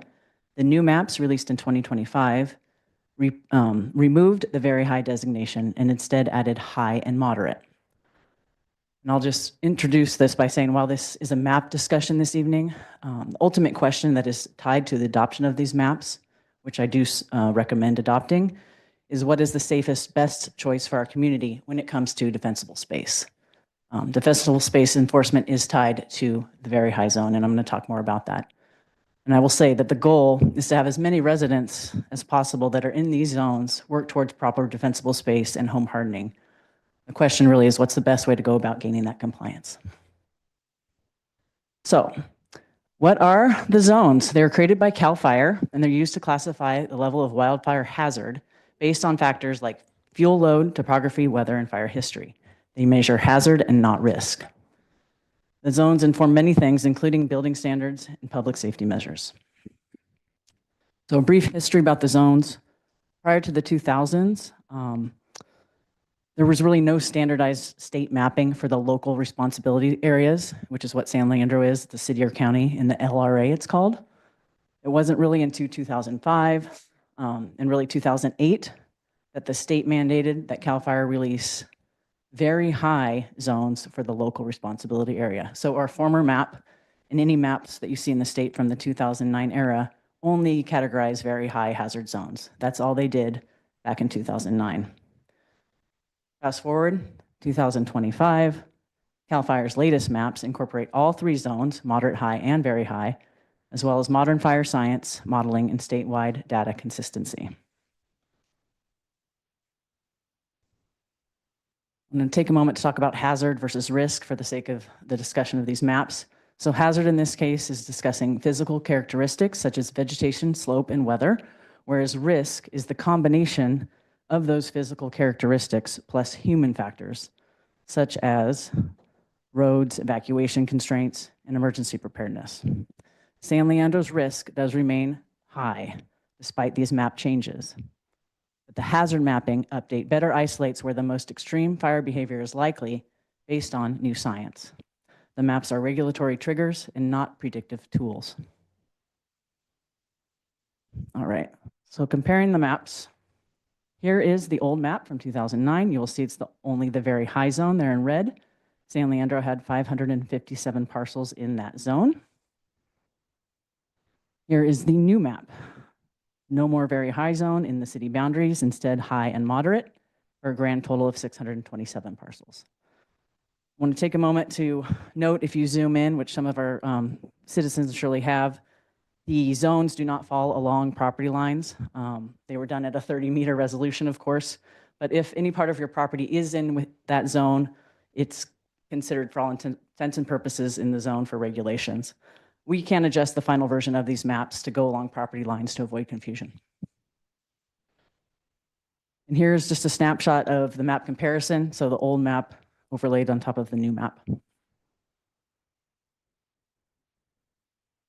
All right, I'm briefly going to go through the science behind these maps. I am not here to defend or explain CAL FIRE's reasoning, but they did provide some background. So I want to just discuss the very high points of what they did. In terms of estimating the long-term wildfire hazard potential across California. They chose two modeling tracks, wildland areas and non-wildland areas. So the components of the wildland modeling was burn probability and fire behavior. And notably, they took worst case weather conditions, so the hottest, driest, windiest weather, as well as the long-term perspective. They're measuring hazard potential over decades. So the urban areas, the non-wildland modeling, took three inputs: brand load, slope, and tree cover. And in summary, the new updates incorporate new climate and fire weather data, improved ember modeling, localized vegetation and slope detail, and advanced burn probability modeling. All right, what does all this mean for the city? What does this trigger in terms of regulations? On this side, you'll see bullet points in orange. Those represent regulations that affect the high and very high zones. The red is only very high. So California Building Code Chapter 7A, fire-resistant construction for new buildings. The city already does this. So this will not be anything new. In addition to that, we're not anticipating too much new construction in these zones. Government Code 51182. All right. We are already doing inspections in our wildland urban interface areas. We do not plan to stop doing inspections. The difference here is compliance right now is not currently mandated. As I mentioned earlier, I absolutely believe in defensible space. It is the best way to protect our community from wildfire. But voluntary compliance and working with the community has proven to be the best way to do it. Our inspectors go out, they meet the community, they talk about so much more than defensible space. They talk about home hardening, evacuation routes, go bags, taking care of your neighbors. And it's a very successful way to do business. We are not the only ones doing it that way. Lastly, natural hazard disclosure. So AB 38, our fire code compliance officers will be doing home sale disclosure inspections. So this is an enforcement mechanism for defensible space when you sell your house. Okay, what can we do? We have the choice to make these maps more strict. We cannot weaken them. We cannot weaken the zones. And we do have to adopt some sort of map. There are about 53 laws or so that are tied to these maps, including our safety element, disaster funding, et cetera. The list goes on. So to expand, it has to be supported by substantial evidence in the record, and we have to find that applying defensible space laws is necessary for effective fire protection. I'll talk about this a bit more here. All right. What are the benefits of requesting a very high designation? It's stronger public awareness and risk perception, certainly, although I would argue that public awareness is very high right now. With the recent LA fires, our inspectors are reporting as well. The community is aware and they want to protect their homes. Compliance is higher than it's ever been. But it does enable local defensible space enforcement.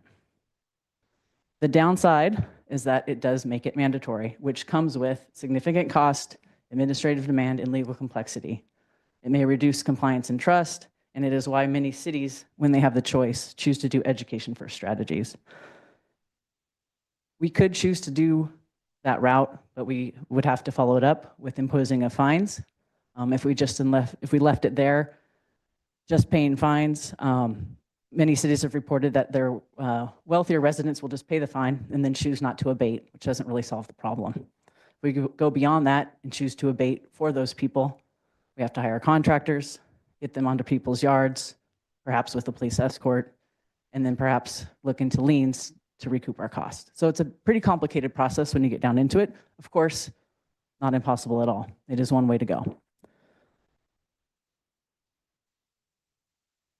So some other cities, Berkeley and Marin County, both have substantial investment in wildfire protection. Their voters passed parcel taxes for millions of dollars per year to fund a lot of robust investment in this.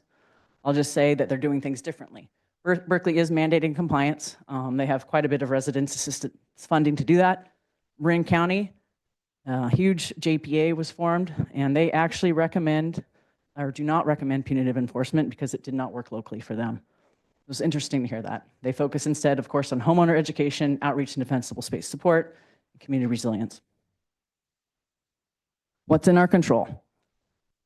So the maps, yes and no. We do have to adopt a version of the maps. I do recommend adopting the maps as is, but we can add, we can increase our zones, and we don't have to do that right now. If we want to later, at a later date, we can change them.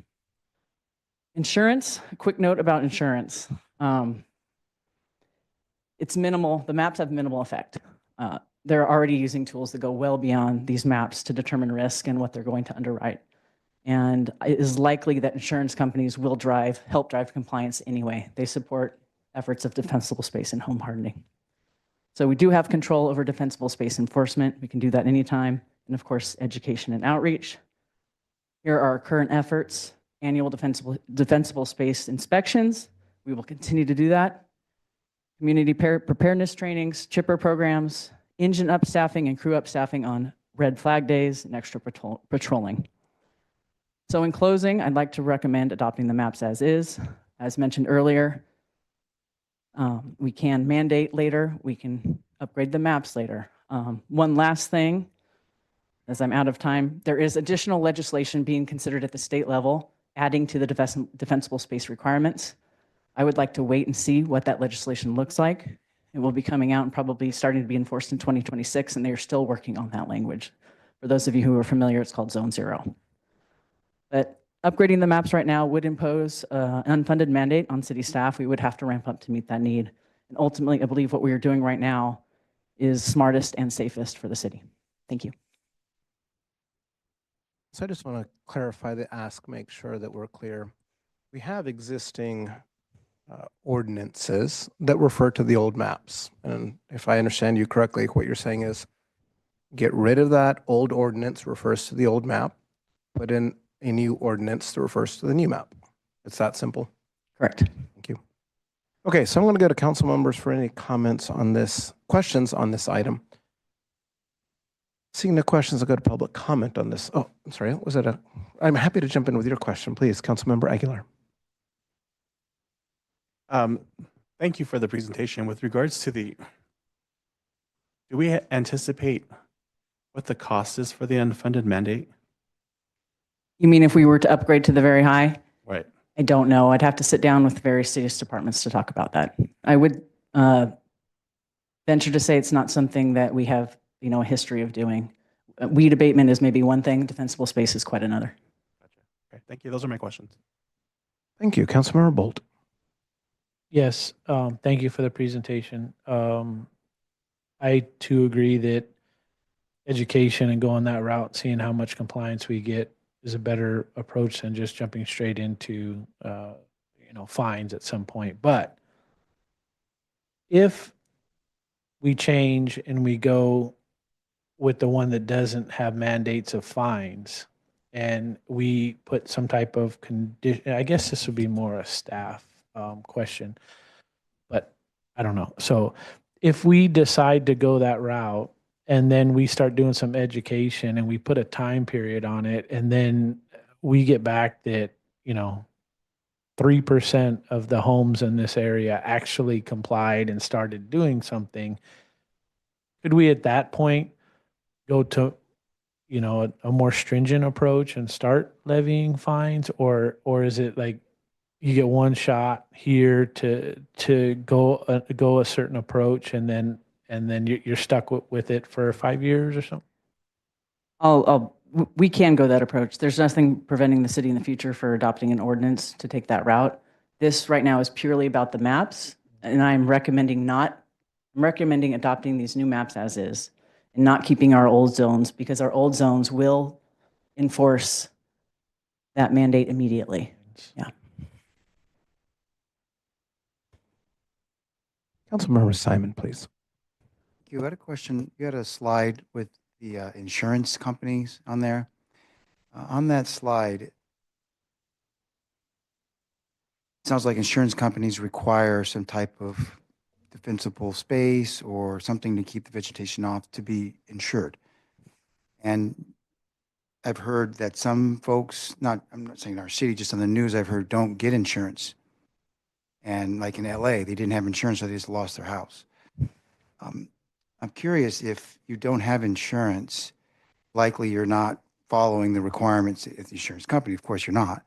Is there something that we can do as a city to, if you don't have insurance, to have some more stringent enforcement on them, as they're likely not taking care of their property? Right now, no, we can't force it. You can or cannot? We cannot. We can encourage, we can support, we can educate. We cannot enforce them complying for all the reasons I mentioned earlier. We don't have a system in place where we fine or have an outside contractor come in to abate the property. Okay, and then what are, I guess that's a select group I'm talking about, uninsured homes.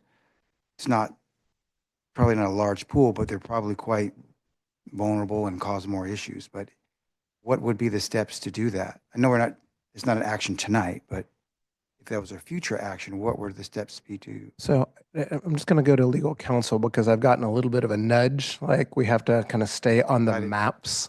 But I mean, right, okay. Later date. Yep. Any other questions at this time? So let's go to public comment on this item. Mr. Mayor, there is one hand up online. Please proceed.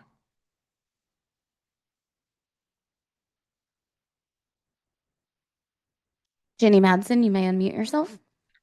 Oh, here I am again. So the maps, accept the maps as she suggests, because they reflect the best fire science that exists now, the best meteorological patterning information that's available now for this area. There's no reason to not accept these maps and to worry about this more. Thank you. Thank you. Mr. Mayor, there is no more public comment. Closing public comment, coming back to council for any further deliberation and or a motion. Councilmember Bolt. I make a motion to accept the maps as newly drawn. And presumably to adopt the ordinance, the resolution on the ordinance, so it would make those adjustments. Was that your motion? Yes, sir. Okay. I I have will a second. And I've got Bolt on the motion as clarified by the chair with a second from Aguilar. Any further discussion? Seeing none, please vote.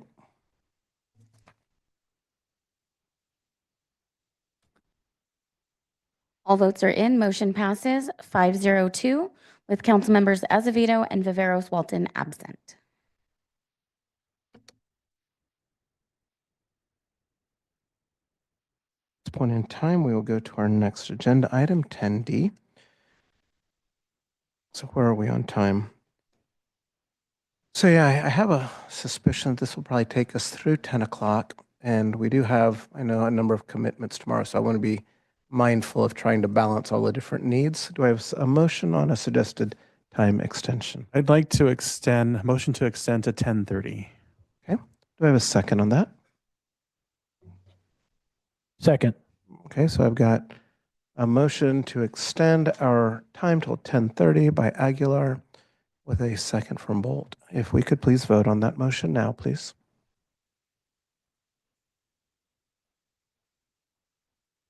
All votes are in. Motion passes 502 with council members Azevedo and Viveros Walton absent. Thank you. So for this item, we've got a staff report for the first reading of a draft ordinance revision that will authorize a fourth retail cannabis dispensary business, as well as a resolution awarding the city of San Leandro's fourth cannabis dispensary operating permit to DSWC2 Inc. to be effective 30 days following the adoption of the ordinance. So we've got Deputy City Manager Eric Engelbart here to present on this item. Mayor, real quick, Please. I have to report ex parte communication with the applicant. Thank you. Any other reports? Councilmember Aguilar.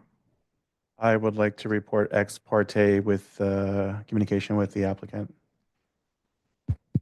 Councilmember Bowen. I'm also making the same report of ex parte communication with the applicant. Okay. Any others? Councilmember Simon. Yes, I've had ex parte communications with Ed Hernandez. Okay, I think that covers you all. And then myself, I've had both with the applicant or a representative for the applicant and for a representative of someone who may be protesting tonight or wishing to speak on the other side opposing. Please proceed. Oh, one more thing. Sorry, please. Sorry, I forgot to add that I've also had ex parte communication with folks that have been retained, I think, Ed Hernandez and Michael Cabrino. Vice Mayor. Making the same addition that I've also had ex parte communications with Ed Hernandez. Councilmember Bolt. Additionally, myself, and I failed to say that because I didn't think we needed to speak to ex parte communication if they aren't the applicant. So I apologize. No, I think it's just we're just trying to be fully above board here. That's all. Okay, I think we've got them all. Thank you very much for your disclosures, and we will proceed with Council Member. It's getting late. Deputy City Manager Eric Engelbart. Okay, good evening, Mayor, Council, members of the public, and those listening online. As the Mayor noted, tonight we'll be discussing a consideration of a potential revisions to our cannabis dispensary ordinance, as well as a related permit award. Just a brief overview, snapshot of the information I'm going to cover tonight, a little bit of background information and history, how we got here, an overview of the approved locations of our existing dispensaries, as well as an overview of the dispensary business operators, and then wrap things up with a recommendation as well as an opportunity for question and answer. Of course, tonight's presentation does align with the City Council's adopted Economic Development Priority Work Plan. Jumping right into the background, going back about 15 years now here in San Leandro. Some may recall the City Council at that point in time, back in October of 2010, adopted an interim ban on cannabis businesses, which was later extended in 2011 and 2012. But then in February of 2013, the City Council hosted a town hall meeting to discuss medicinal cannabis policy. And the outcome of that town hall meeting was that the council decided that they wanted to conclude that moratorium and adopt a cannabis dispensary ordinance with the purpose of allowing cannabis businesses to operate in San Leandro. It's worth noting just a brief overview of that existing structure, which still exists today, which the council adopted. Essentially established what I will refer to as a dual license structure here locally, which requires both an operating permit to a business entity, which is issued by the City Council, as well as a conditional use permit from what at that time was the Board of Zoning Adjustment, is now the Board of Zoning / Planning Commission, to identify for a specific site. And that CUP did not mandate, or it was not specifically tied to a specific business operator. When the ordinance was originally approved, it initially established a limit of 1 permit, but that per council direction, the ordinance was later modified to allow a second permit. And then subsequently, the council revisited the ordinance again and to authorize a 3rd permit. Notably, in some of the earlier actions the council has taken, there were explicit references to the possibility of future additional permits. So again, just keeping in mind that number of limits has evolved over time, and the City Council has discretion over that total number.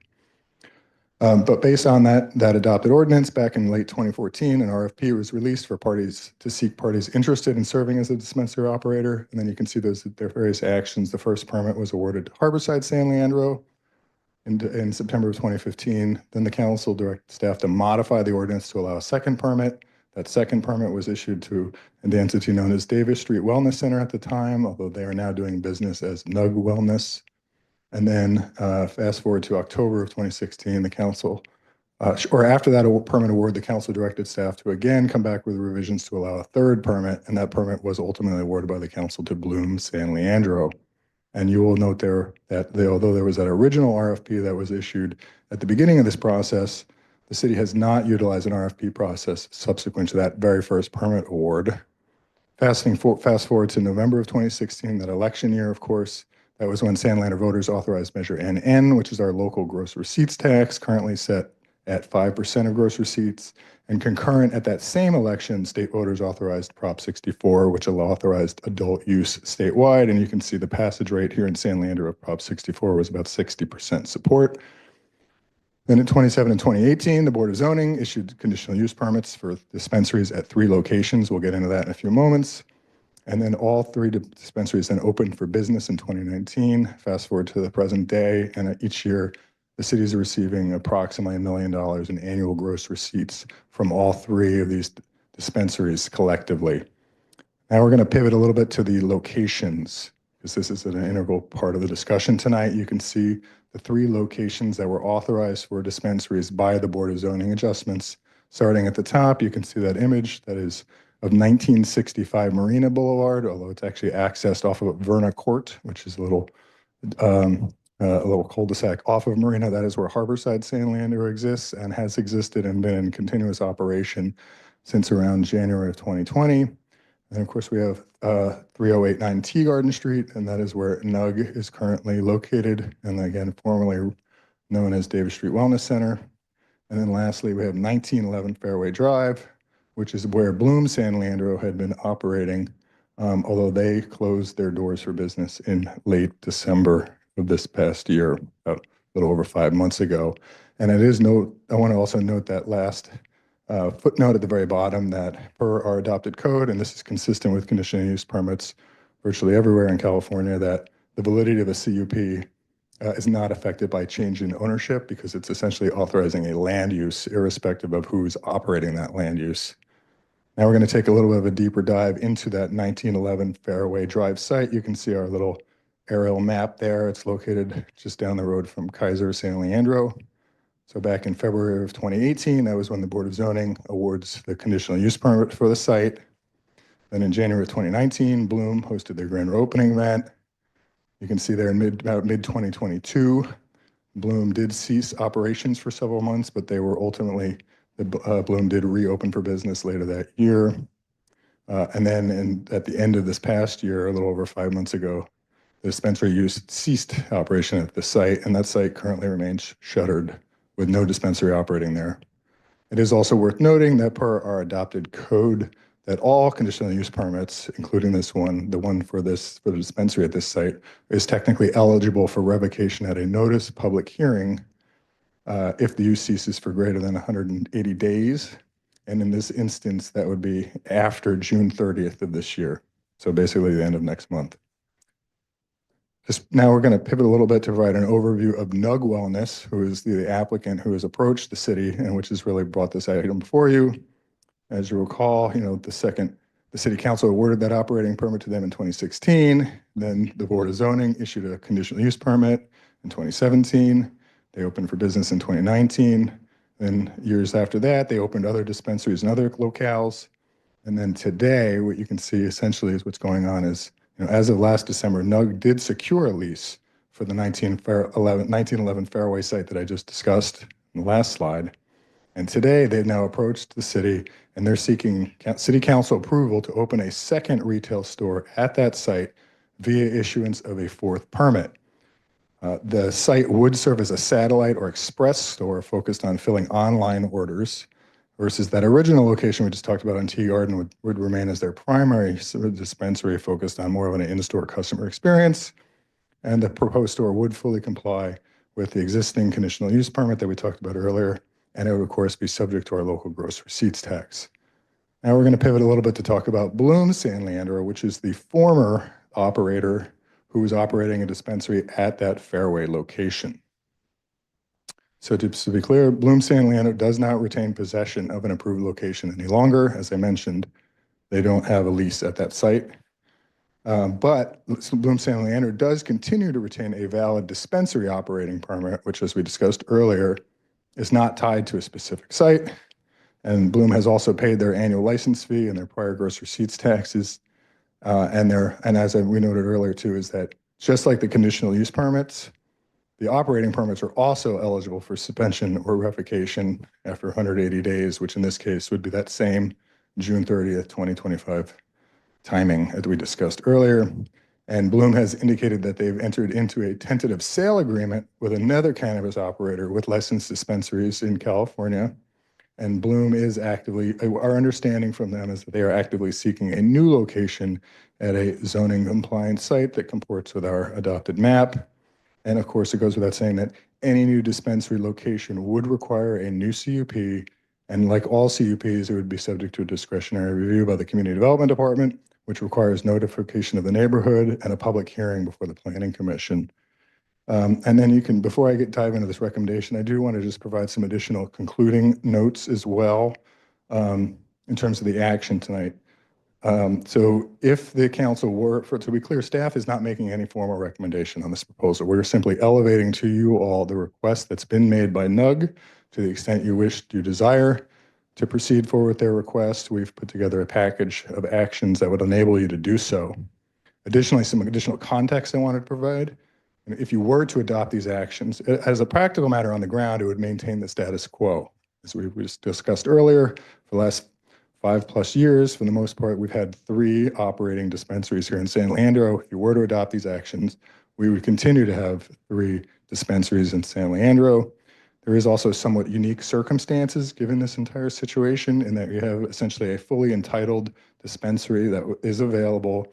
You have a local operator with a track record of compliance who has a fully executed lease for that site. Some have also asked, what's the rationale for a fourth permit, rather than, say, issuing a sub-license to one of the dispensaries? And I think looking back on that to address that question, when this whole program was set up, the council did express a desire to control the total number of retail stores. And if any of the three could open satellite dispensaries under the umbrella of an existing operating permit, that could potentially inadvertently lead to a proliferation of dispensaries. And so the structure as being proposed tonight is intended to maintain compliance with that original intent that was established by the city council. And so with all of that said, I know I'm out of time, but again, you can see the actions that are before you tonight, should you desire to move forward, and that would be allowing that fourth permit and approving a resolution, awarding it to NUG Wellness after the full enactment and 30 days after the second reading. And with that said, I'm out of time. Happy to answer any questions you all may have. Thank you. Thank you for your presentation. At this point in time, we will move to council questions. We'll begin with Councilmember Aguilar. Thank you, Mayor Gonzalez. I just have a few questions. Did we go out through an RFP or a vetting process for this? For this current permit, we did not. The action before you tonight, there was not, nor was there an RFP for the second permit or the third permit. And I think this question is for the city attorney. City council approved 3 permits. Any applicant can apply for a permit. Is that correct? Granted with the approval of the council? Yes, that's correct. As Deputy City Manager Engelbart described, the operating permit is a permit to operate a location, one permit. The idea when, again, the legislative history of this ordinance was to limit the number of actual retail locations in the city. So 3 is all that is permitted to operate as a retail dispensary in San Leandro. So if, we have a fourth operating, an applicant for a fourth license. Let's say somebody wanted to come in for a 5th license, new applicant, would they be able to, just like, for, if somebody wants to apply, would they be able to file for like some sort of exemption or council approval to approve, for us to approve a 5th license? That is correct. There is no possible way to have a 5th operating permit without an adjustment or amendment to the ordinance. And we are going to amend this ordinance that is, the suggestion is to amend the ordinance that is being put forth to us today. There's no recommendation. That would be, if that's the way the council wants to proceed, that's the legal requirement for us to make it happen under the municipal code, is to allow for a 4th operating permit within the city. Could we put forth to allow for double that amount to 6? Certainly all within the council's discretion. And is that allowed to do this now, or would we have to? That is not allowed to do now. That would be a significant change to what's presented on this item. Gotcha. Okay. I just wanted to understand how we came to this point to suggest NUG. So stepping back, I'm happy to field this question, Councilmember. Thank you for your question. The city was approached by NUG several months ago, notifying us of this situation where they, Bloom had closed down in late December. NUG contacted us and said, we have a executed lease agreement with the property owner for this Fairway site, which was the former site of Bloom. And included in the packet is that a letter from that property owner affirming that, validating that statement from them that yes, indeed, the owner is attesting to that the lease with Bloom is no longer in effect, and that there's now a lease with NUG. So it's this kind of unique circumstance. We were approached by that. We also, of course, one of these businesses is closed. It is not generating economic activity or gross receipts tax to the city. It's also a unique circumstance Also, and again, as I mentioned earlier, there's that 180-day period after which both the conditional use permits as well for that site, as well as the operating permit for Bloom become what we classify as at risk. And so there was, time constraints as well. And all of those factors are ultimately, what led to us to present this request. That was, again, we were approached by the applicants. Those are my questions. Thank you. Thank you. Councilmember Bolt, please. Yes, thank you for the presentation. I asked a lot of questions, and thank you to staff for getting back to me through emails. I appreciate that. One thing that got a little blurry for me right now during the presentation is you said Bloom is actively looking to find another location because they still, in fact, have a license. What is going to be their process at that point? They're going to have to go in front of the BZA to get a CUP at a new location, correct? That is correct. If Bloom our understanding is Bloom is actively seeking a new location. Right. Were they to identify one, they would contact the city, notify us, and they would need to, ultimately, in order to effectuate that, they would need to apply to the Community Development Department for a new conditional use permit at that new site. And then they'd have to go through the standard conditional use permit process, which all the other dispensaries formally went through as well, which includes a neighborhood notification and a public hearing before the Planning Commission. Perfect, clear as mud. So now we get to that point. Now, are we issuing, let's say, a fifth license for them, or is there, because I thought the licenses somehow were connected. So because they got the new CUP, doesn't that mean that the old license that was for Fairway is no longer? So let me maybe a bit of clarify further. So the operating permit that's issued by the city council, they still have one. That's still valid. That is one of the existing three. So if they were to find a site, they could have still they still have a valid operating permit as of this time. In order to effectuate that, they would need to get a new CUP. But no, it would not, and it would not, the ramifications that is not a fifth permit. It would be within this new realm of 4 permits that is part of your action tonight. Because they still have a valid, they're one of the original 3. They still have a valid operating permit, albeit they do not have a conditional use permit approved site. So that's the challenge. They have an operating permit, but no location. And if they don't have it in 15 days, 45 days, then at that point they're going to have to, because then they're going to lose their license, correct? Well, it's not automatic. They're Okay. eligible after 180 days. I would classify them being as at risk. And so at that point, what would happen is technically the city has the authority, or if so directed by the city council, to notify them that this, the 180-day period has expired, and then that we would have to schedule what we call basically a revocation process that would go to a public hearing. Okay. All right. Thank you. Vice Mayor, please. Thank you, Mayor.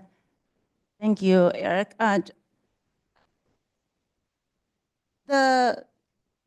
So Bloom has not been in operation at the site on Fairway since December 31 of last year, correct? Correct. And if after June 30th, there is no operation there, then the CPU would be revoked. It's eligible for revocation. Eligible for it, okay. And let's talk about the eligible for it. Why would there be the 180-day trigger to begin with? What would be the purpose of that? Well, that's in our code. That's our standard. That 180-day shot clock, for lack of a better term, is codified in the zoning code, and that's applicable to all conditional use permits. Because when a use ceases, the idea is, eventually, if it ceases long enough, over 6 months, essentially, an applicant would have to, come in again. Is the rationale for that is because you don't want a building to be permitted for something to be sitting vacant, or there not to be movement on it?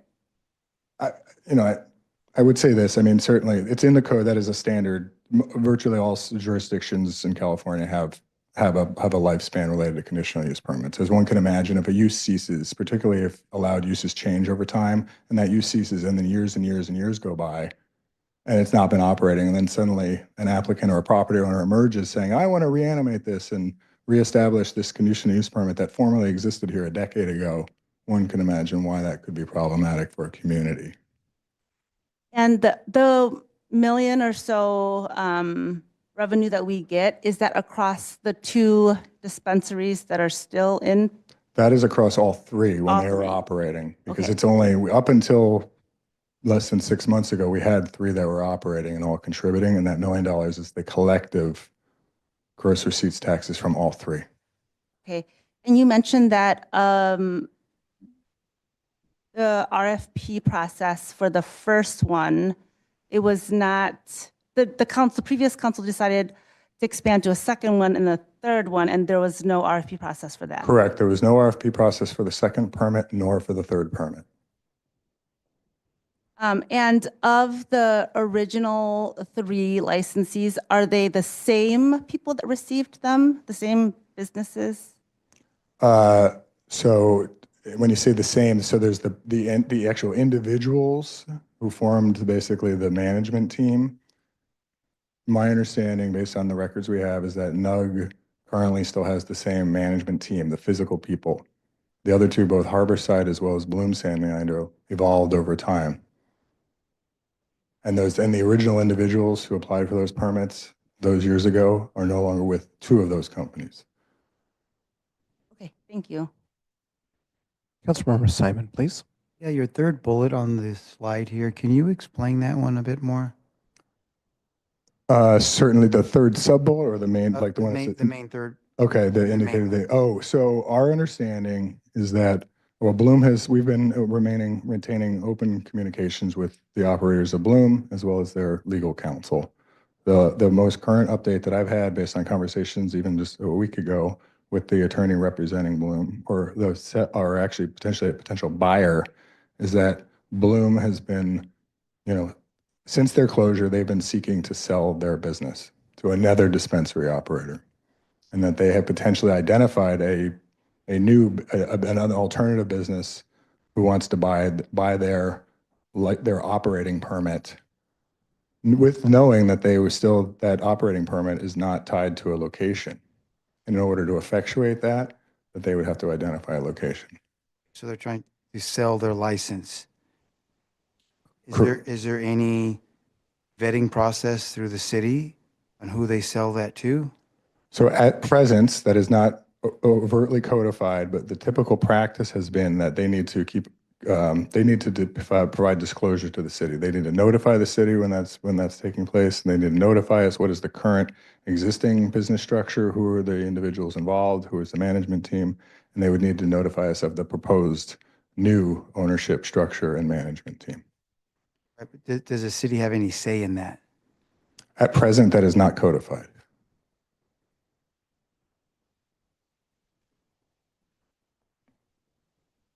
Thank you. So running with that last line of questioning, does the state vet all operators that are eligible to apply to us? What I'll say is this, the state has a very robust regulatory structure, and the state has, the Department of Cannabis Control, as I understand it, has very robust requirements in terms of that regulation and requirements and registration when any cannabis business changes. And any new business has to essentially go through that process at the state level. Not quite sure what that means. So if I look at business ABC, comes to San Leandro and business ABC says, hey, I want to acquire a license from an existing license holder. Do we know whether that business ABC, has been vetted in some way by the state of California? The state has a robust regulatory process. I am not an employee of the state of California. I don't have those details. We could certainly look into that and gather that information, though, if so desired by the council. Yes, I think I'm going to just make a comment here. I think you've heard it from Councilmember Simon. I certainly have the same question. we've talked about it offline in other contexts. It's like the transfer of licenses. At one point in time, we were interested in monitoring who is operating in our city. Are they good actors, et cetera? And somehow, I don't feel like that spirit is necessarily in place right now, or we're not quite sure. How's that? Because if the state has robust testing and controls and background checks and all that kind of good stuff, then it's probably less of a risk. But right now, I think we're operating in a little bit of a vacuum. The other question that I had goes to the RFP that we had at the very beginning, and we rank ordered and gave scores and did all sorts of work. I don't know if you were here at the time, but I'm curious about the why of why we did that. Stepping back to that, I was here. I can say, I think conceptually the reason for that is because by virtue of the ordinance that the council adopted, there was a limit to the number of cannabis dispensary businesses that the council wanted to authorize at that time. And also at that period of time, this is going back nearly a decade, there was no state regulation whatsoever of cannabis businesses. There was also a much more limited universe of cities anywhere here in the region who had dispensaries. And so the decision was made, the direction was provided to provide a RFP process to open it up. And we had never previously allowed these types of businesses to exist in San Leandro. So we put out the RFP to solicit applicants, and we ultimately received 15 applications. And they did go through a robust vetting process locally, background checks and all of that, financial review of their finances, et cetera. Thank you. Any other questions before we go to public comment on this item? Seeing none, let's take public comment. Oh, yes, please, Vice Mayor. Thank you, Mayor. I think one of the earlier slides, you mentioned that about something about economic development. Can we go back to that? Can you share a little bit about how this is part of this priority? Well, certainly. So, as you know, we have a city council priority work plan related to economic development, recruits various elements, including, spurring economic development, business expansion in San Leandro, as well as, support of economic vitality and dynamism of the city of San Leandro. And this aligns with that priority by virtue of the fact that we formerly had 3 of these businesses who are contributing collectively $1 million a year in gross receipts. One of them is now closed. This action before you, should you so desire to move forward with it, would essentially restore that paradigm of 3 operating dispensaries. All 3 of them are contributing gross receipts taxes, which is contributing to the general fund of the city, expanding our revenue. Thank you, Eric. Seeing no other questions at this time, we are going to move to public comment on this item. Thank you, Mr. Mayor. We have 3 hands up online, and we have 4 hands up online, and we have 6 public speakers in person. Okay, let's start in person. Okay. Ed Hernandez.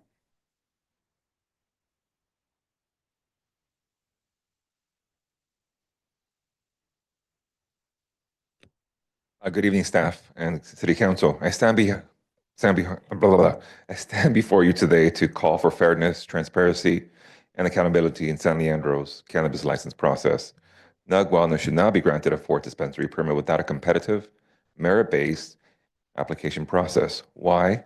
Because a closed-door approach does not serve the best interests of San Leandro residents.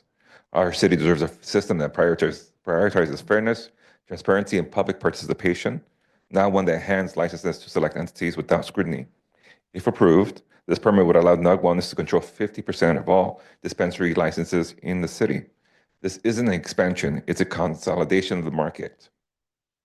With no distinction or limitations between a satellite and retail dispensary, this permit would allow full-scale retail operation, further cementing NUG's dominance in San Leandro.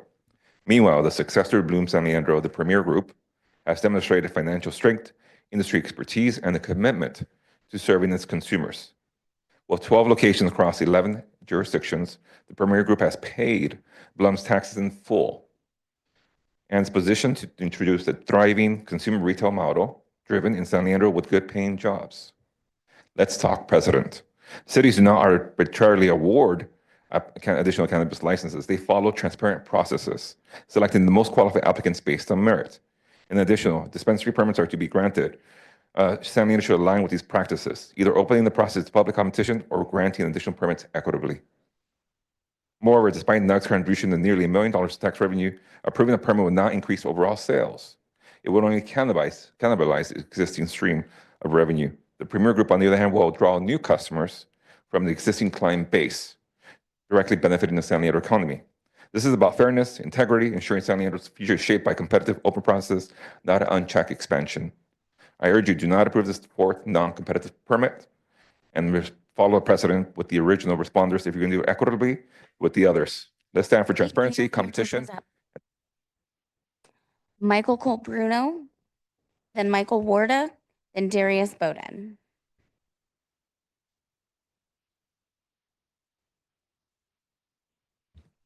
Good evening, council members, as late as it is. I may turn into a pumpkin shortly, so bear with me. I'm here, I work for the Model Group of California, I represent Harborside.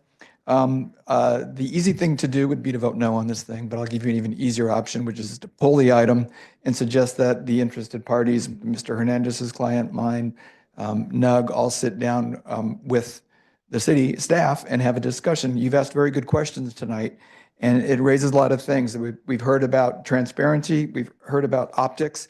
These are important things in San Leandro right now to think about, as a lot of eyes are on this city right now. But let me just say how we got here. We got here because you had a request from NUG, which actually was full of a lot of misinformation. It talks about they were in good standing. You heard that they have a lot of debt and they still owe vendors money. I know of at least well over $200,000 that they owe people. They say they're the original license holder and the only operator. Well, I was representing Harborside back then. I'm standing here today.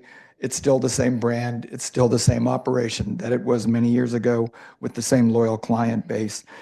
They're saying that they need different hours of operation because it's non-competitive.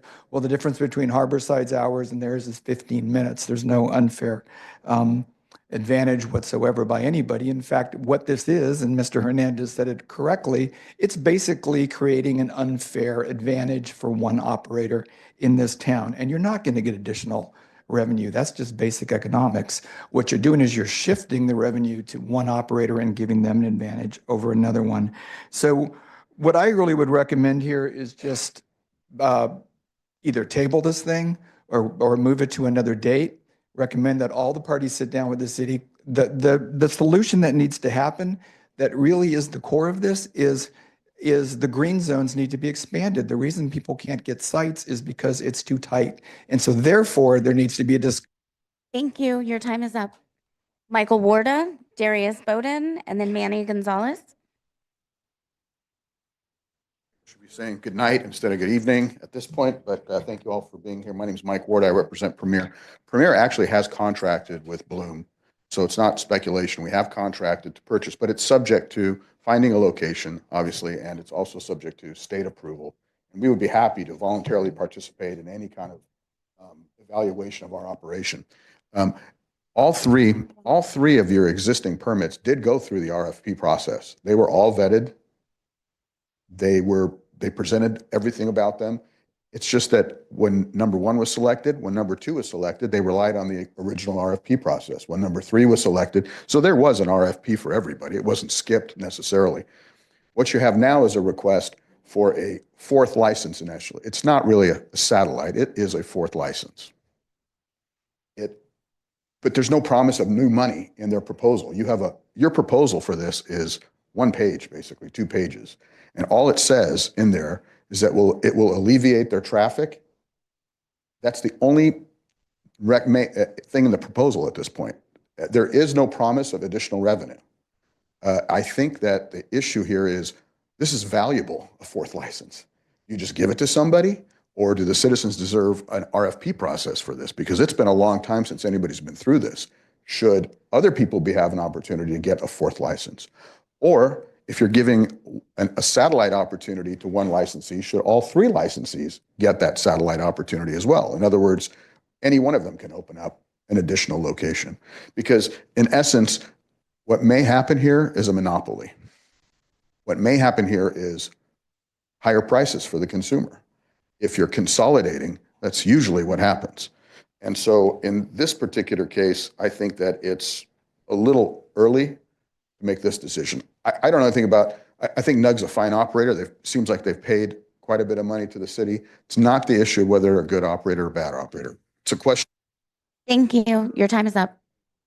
Darius Bowden, Manny Gonzalez, and then Jeff Kropp.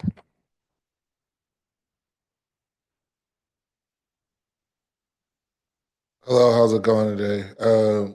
My name is Darius Bowden, and I'm here just to give you a face behind someone who actually works at NUG. I live in San Leandro, went to high school in San Leandro, and I am currently in District 4. Adding another place where there could be more jobs in the area will be good, especially like considering like, you know, how all the places in Greenhouse and other things like that are closing.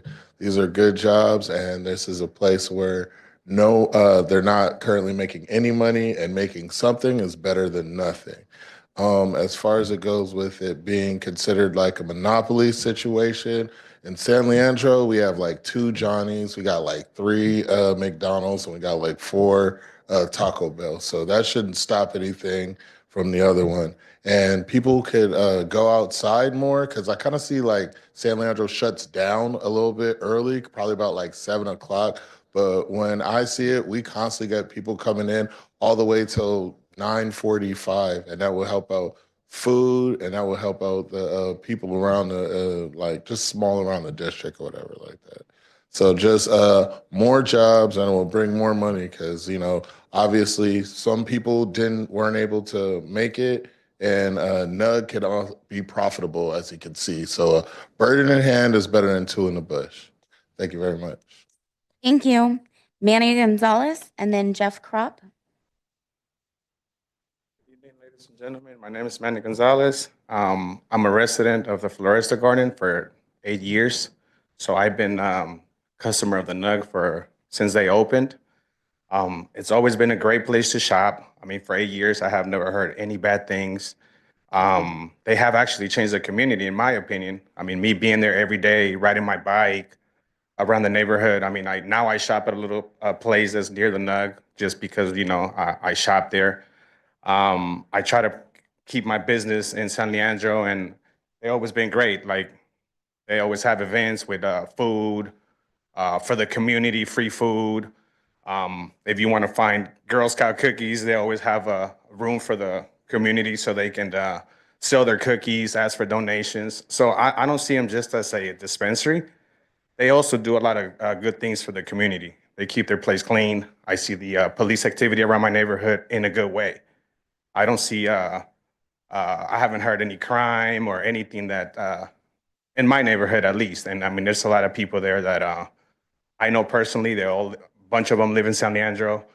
So they bring a great opportunity to our neighborhood and all that stuff. So I really enjoy having them. And, you know, I shopped at Harborside for many years. I mean, their prices are, you know, if it wouldn't have been for the NUG, I couldn't afford my medication there. So it's not just about a dispensary. Some of us need it as, you know, medication. So I'm happy to have them there, and you know, thank you guys. Thank you. Jeff Kropp.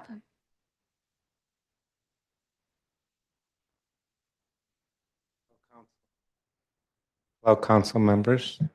I'm grateful to not know very much about the marijuana industry, but it seems to me that you've gone to a lot of trouble to decide where these dispensaries can be.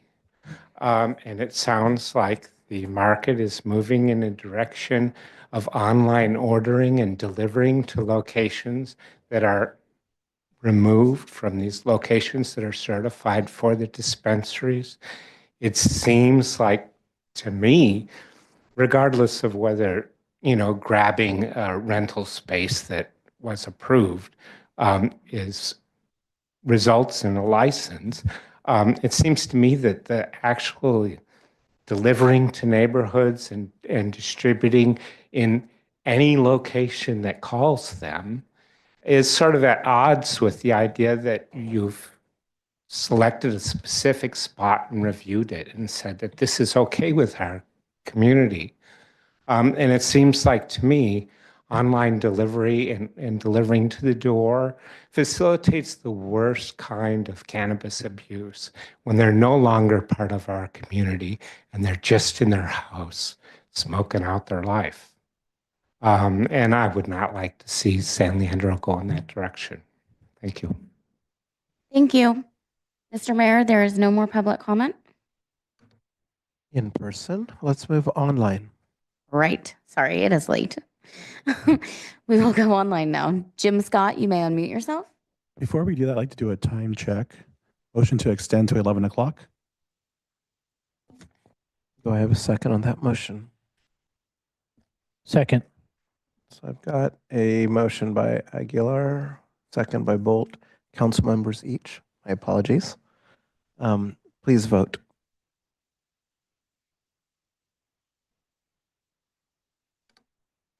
All votes are in. Motion passes 502 with council members Azevedo and Viveros Walton absent.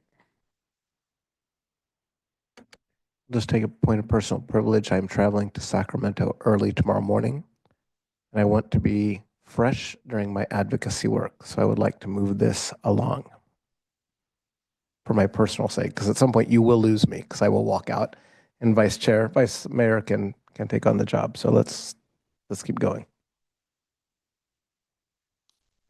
Jim Scott, you may now unmute yourself.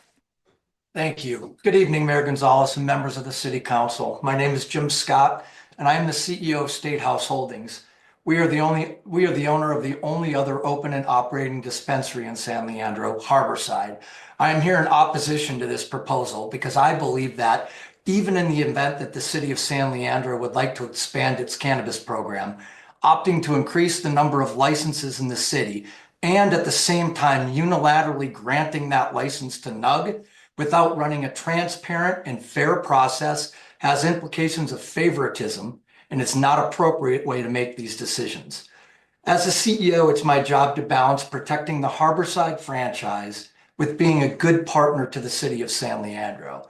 But in this instance, the desire to move this process forward quickly with questionable notification and clearly providing an unfair and unearned advantage to NUG is damaging to our Harborside operations.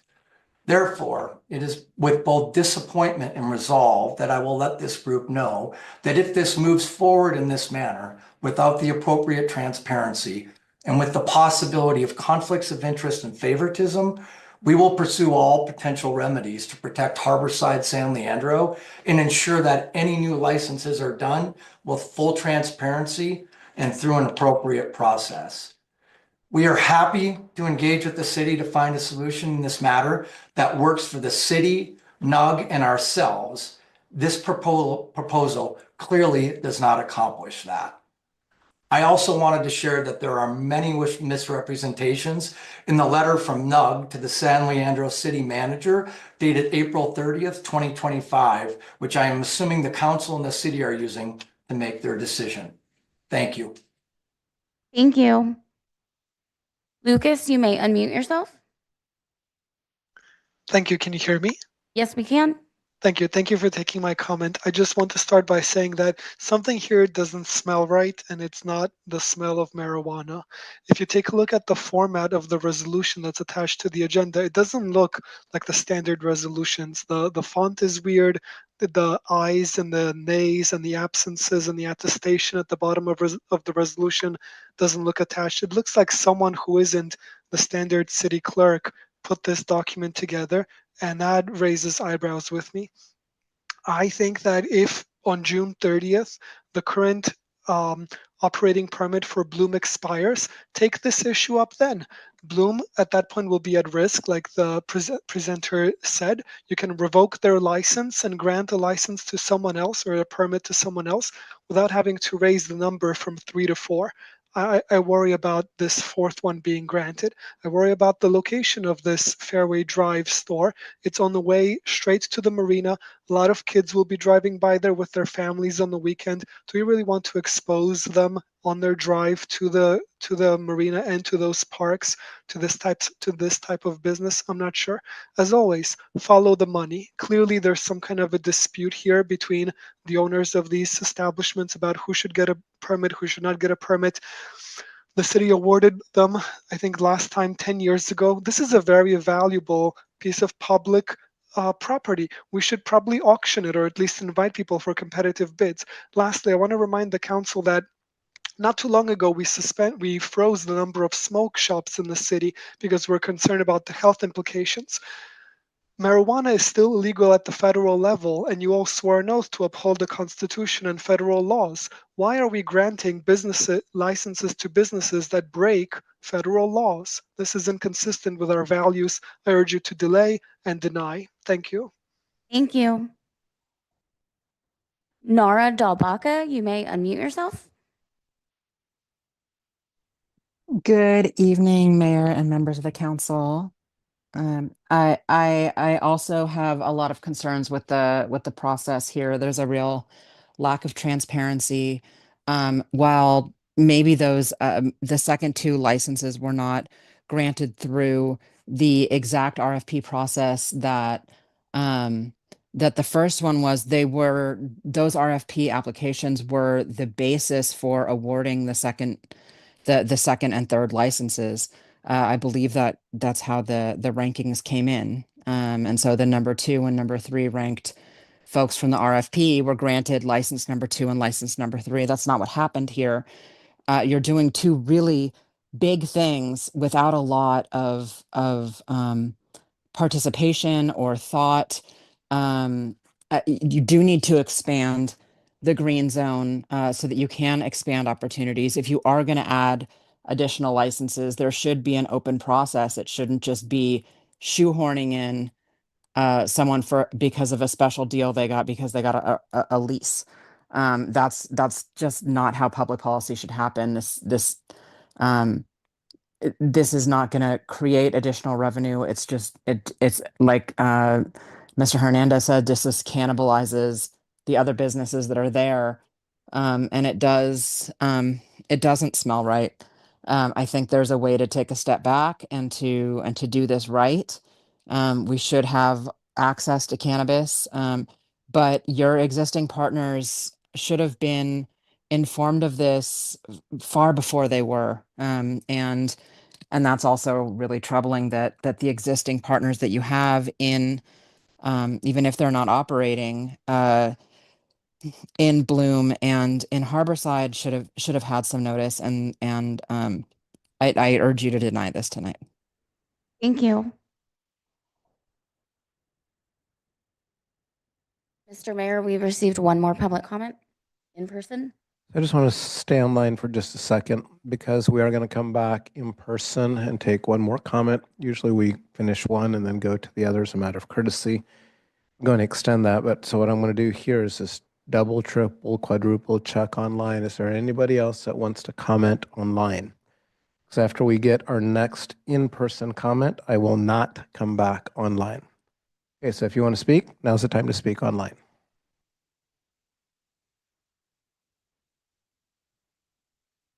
Please proceed, Madam Clerk. Okay, thank you, Mr. Mayor. We have one hand up online. Would you like to do online first?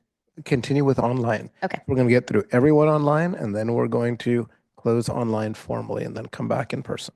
Great. Conrad Gregory, you may unmute yourself. Hello. Good evening, Council. My name is Conrad Gregory, and I am the Vice President of Regulatory and Corporate Affairs for State House Holdings, which is the owner of Harborside in San Leandro. I appreciate the discussion tonight and all of the opinions that have been shared. I think a lot of really important points have been raised that should be considered for this council and should be considered as part and reason to pause and take a step back from the actions that are presented tonight to further discuss many of the questions and how to create a more transparent process. I did want to address that in the proposal provided by NUG to the city manager, there were a number of misrepresentations, which I'd like to review briefly. It should be shared that Harborside as well is in good standing. with all regulations and current on its tax obligations with the city of San Leandro. And the notion that somehow the city is perhaps underserved because Harborside is operating under limited hours is simply not true. And in fact, our Harborside store is open 15 minutes longer per day than the Nug store. And this idea that, the community perhaps is underserved, it's not necessarily true that a new store creates new customers. And the sense that, perhaps the customers from Bloom perhaps disappeared or stopped consuming cannabis, most likely they just went to Harborside or Nug in order to continue to purchase cannabis. So the idea that the community is underserved is a difficult one to prove given the proposal put forward by Nug. And as I believe previously mentioned by other speakers, the new revenue seems unlikely. Thank you. Your time is up. Now we will go in person to John. I'm going to just like triple, quadruple, pentuple check. If you are online in the recesses of the internet any place, this is the time to raise your hand and not protest later that you weren't heard. Seeing no efforts by anybody to raise a hand, we will close online public comment permanently, and we will take one final in-person comment. Thank you, Mayor, City Council, and staff. I am John Oram. I represent the applicant here, Nug. I won't take much of your time here right now because I know it's late. And I said what I needed to say in my letter, which you have all received. And I do stand by the letter. The only clarifications I do want to say is, yes, we did go through an RFP in 2019, in 2017 and in 2019. So Nug actually went through 2 RFPs.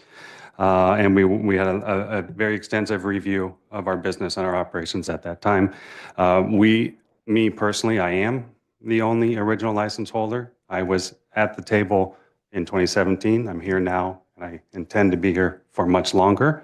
Nug is a major contributor not only to in terms of tax revenue to the city, but we participate in community events. We're contributors to the Chamber of Commerce and the Cherry Festival.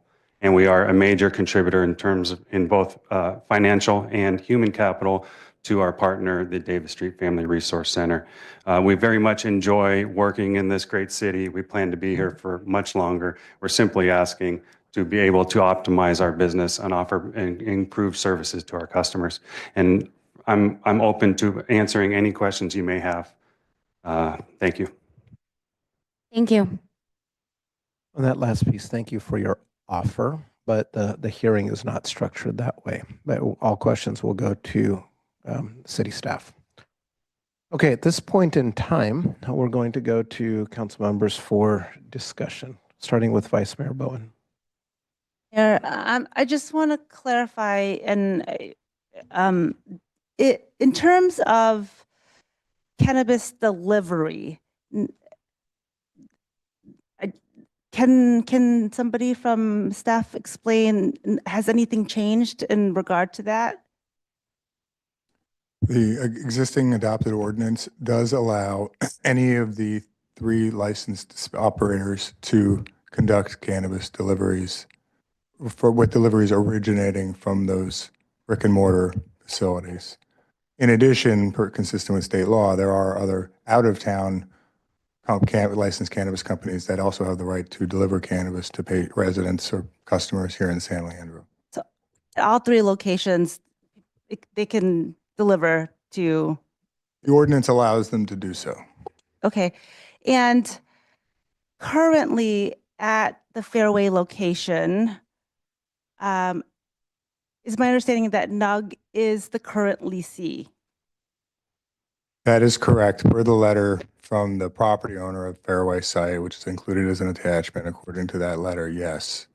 So they are currently leasing a location that has a CUP to be able to operate a cannabis business. And can the city is there anything the city can do to affect who a private business leases their land to, given that they have a CUP? I mean, generally speaking, lease negotiations and execution of leases is a private civil matter between two private parties. Okay, thank you. We'll have follow-up questions and comments from Councilmember Bolt. Yes, thank you. There's a lot going on, and I think that speaks to the fact that there is need and want. I think the community sees it as a viable option. I think the business owners that are here tonight, representing the 3 different dispensaries, would like to expand their business. In my conversations with the applicant, I would, nothing's changed. I wasn't in favor of going to a 4th license, but I was in favor of expanding. I don't think we should ever try and hold back a business from getting bigger and growing. And ultimately, I mean, we're all talking about deficits, and this is one of the viable options to gain more revenue. As far as like some of the words like monopoly and stuff like that, well, I don't agree with that because the city went through that process and only granted 1 license to begin with and effectively created a monopoly on its own until they add the additional other 2. So that kind of doesn't hold water for me. And the fact that the businesses are kind of at each other, that's capitalism, right? People are going to do that. That's going to happen. Businesses are going to do that. But one comment about having the 3 that have been good players in our community sit down together, that's really what I would like to see. I had said this before and I was a little corrected, but if San Leandro is open for business in the cannabis industry, well, let's let it be known. Why stop at 4, right? I had someone tell me at one point, who I trust and think is an intelligent person, that the market will always tell you what's too many because some just won't make it. And that's a fact. And I believe in that. But as a lot of people said, the process that we went through to get here tonight, I just don't feel was right. I don't feel that, and to be quite honest, it's not the obligation, in my opinion, it's not the obligation of the city to say, because NUG comes to us and says, hey, we want to open up, then we go to other people and say, well, do you want it? That's not really how that works. We field them, they come in, but I think there's this notion that there's only 3 licenses available in San Leandro, so that perception says, why go there?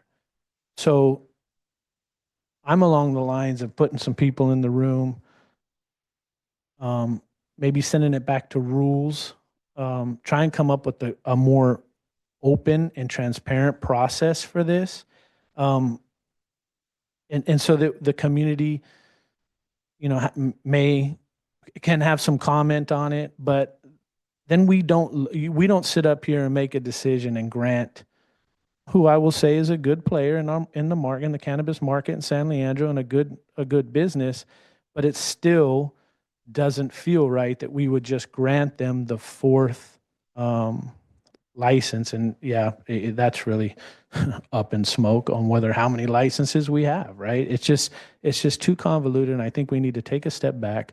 We need to look at this a little more and maybe discuss opening up the opportunity for more licenses than just 4, but taking it back, putting some people from the industry in a room with our development group and giving this some real thought instead of just handing it over. And then guess what?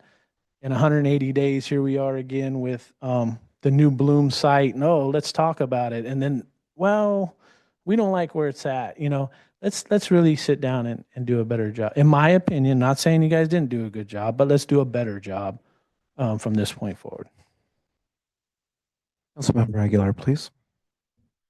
Thank you, Mayor Gonzalez. I think thank you to everyone who came here to speak tonight. I don't want to belabor or put this on hold, but I don't want to stop business from operating. So, I would move forward to support this fourth license with the caveat that we make an effort or approve more licenses and make it open to the folks who spoke today. I think there's obviously we've made some money on tax revenue, $1 million. If we add 3 more licenses to that, or 2 more, 6, maybe 7, 8, we could potentially increase that. So I hear what's going on. I hear what's going on in the background. But there is concern. But I hear what these folks are saying. They're consultants, but I also don't want to hold back what is going on with the old Bloom site and moving forward with NUG's application for the 4th permit. So I would like to put forth a motion to approve the application. So I will save you for the motion as the motion maker, but I want to hear the rest of the discussion before we move to a motion. Other thoughts? Councilmember Simon, please. Well, I do like the idea of other dispensaries having opportunities. I hear my colleagues talking about additional licenses, and I'm interested in that. I think everyone should have an opportunity to expand their business. Also, the vice mayor made an interesting comment about the property owner of Fairway. And, we can't really tell them who they can and cannot sell to. That is their property. So that was a good comment vice mayor made. They have a lease with them. And that's where I kind of hear what Councilmember Aguilar is talking about. So I hear all these different pieces. So you can't really say you can't lease to Bloom. They have that property. That's their property. Not their property. That's their lease. So I'm open to what Councilor Aguilar is saying, but I'm also open to expanding. I would think we really should have some discussion about allowing the other companies to expand too, and not just one company being able to expand. Vice Mayor, please. Thank you, Mayor. I want to make one point of clarification between the 3 CUPs that have been granted to be able to operate a cannabis business versus 4 licenses that would be needed in order to the licenses versus what's tied to the actual building. So the idea of more licenses to me could potentially increase better business practices. When you talk about not wanting monopoly, like if everybody has to fight for the same 3 current locations, that could be better potentially. If NUG wants to operate well, they should really do that. Otherwise, they also may not be able to continue business, in which case one of the people with the other licenses that wants to be able to move into that space potentially they could do the same thing. I think the question of expanding to other sites is not what we're talking about. I just want to make that distinction. We're talking about licenses to operate at the sites we currently have, correct? That's the way I interpret what's being said. I'm going to go to city manager just to make sure that we're all on the same page.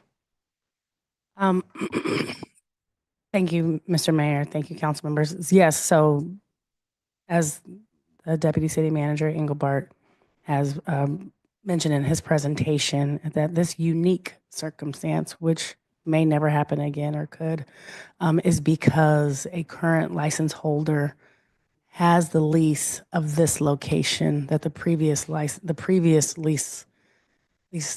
had for this location. And so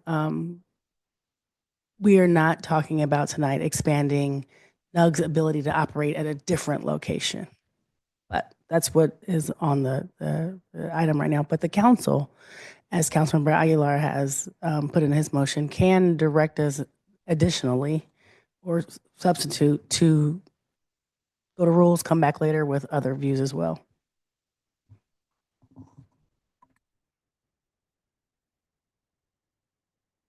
Okay, so I've got a couple of thoughts on this. First, I agree with everything my council members have said. I think you're pretty thorough in the way that you've thought through it. I do think that we need to have a formal discussion about, do we want to have 6? Do we want to have 26? What do we want to have in San Leandro? And I don't feel like we've had that discussion. I think the cart was put before the horse. I do agree that there's a little bit of a unique circumstance because we have a location that it's got the conditional use permit. It's in place. It's meant for this purpose. It's set up for this purpose. So there's an opportunity to start generating revenue at a location. But we still have to big picture answer that question, how many? 5, 6, 7, 26. Because if the will of the council, which I'm kind of sensing is the case, just hearing the discussion, we can have 6, we can have 7, we can have many more. Then it's really just a question of, are we going to follow a similar process? Someone comes to us and simply says, I'd like to open, I've got a location, and I want that permission, let's go. But I think that we need to, like in Rules Committee, have that discussion about, is it 5, is it 6, is it 7, is it 10? So we need to have that discussion. And we also need to have a discussion about selection. I will be a little bit cautious about one thing. I am very sensitive to antitrust issues. And so I'm paying attention. Is this a kind of a monopoly sort of situation? I think that it is more dangerous to get competitors into a room. So I don't think that council should endorse or encourage competitors to be in the same room because we could find ourselves in trouble there.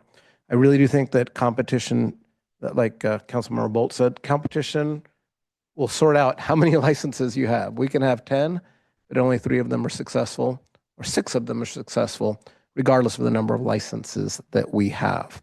So I'm not too worried about kind of the market. One thing that I was not aware of, and I'm glad that we had this discussion, I was not aware coming into this that folks from outside the city could be delivering into the city. So it's kind of weird because we think we have control over the market, but we actually don't have control if outsiders can be delivering into our city. And so we've got our licensed businesses competing with people that we have no control over. And if that's the way that the market is moving, I think that we need to be just recognize that truth. And our ability to influence that outcome is kind of a little bit of a TBD. I do have a question though, and this is actually a little bit of a disturbing question. Do we get sales tax revenue on those sales that are delivered into San Leandro? Do we get any other type of tax? Do we have the right to impose any other tax on those outsiders who deliver into the city? I don't know that I need a question tonight because I need an answer tonight because I didn't pose it in advance. But I think that that's something that we haven't talked about, we haven't vetted, we haven't explored, and that we need to do so going forward. Because of the unique circumstances here, I'd be willing to approve this specific license because it's not as if anybody else asked to expand. And one of the things that you do see in business and creativity is like people are asking. There was an ask made. And the question is, are we willing to accept that ask? There was no gun was held to our head. It was just an ask. We want to expand our business. Is that a problem? As long as we treat others that come before us similarly, if Harborside wants to expand its operations, if Bloom or the new Bloom entity or any others, right? The ones that were 5th, 6th, 7th, 8th, and 27th on the list of the RFP process, if they want to come to us and expand, at least right now what we're saying, we will treat them comparably. But before making a final decision on that, I think we should take that in rules and explore and just formalize that so it doesn't seem so haphazard. I will agree with our public commenters as my final thought. I do feel like this feels a little bit awkward. It feels weird. It feels forced. But it's also a very unique circumstance. And so because of those circumstances, I feel fine moving forward with this as long as we do all this other work and that we treat other applicants with the same, treat them comparably, treat them well, and accept their applications as long as they meet our criteria that we've already established. So at this point in time, I will turn to my counsel for a motion. Oh, I'm sorry. It's been too long. So I've got motion for, well, I said I'll come to you for the motion. So I've got a motion from Council Member Aguilar. I will accept it as such. Do I have a second?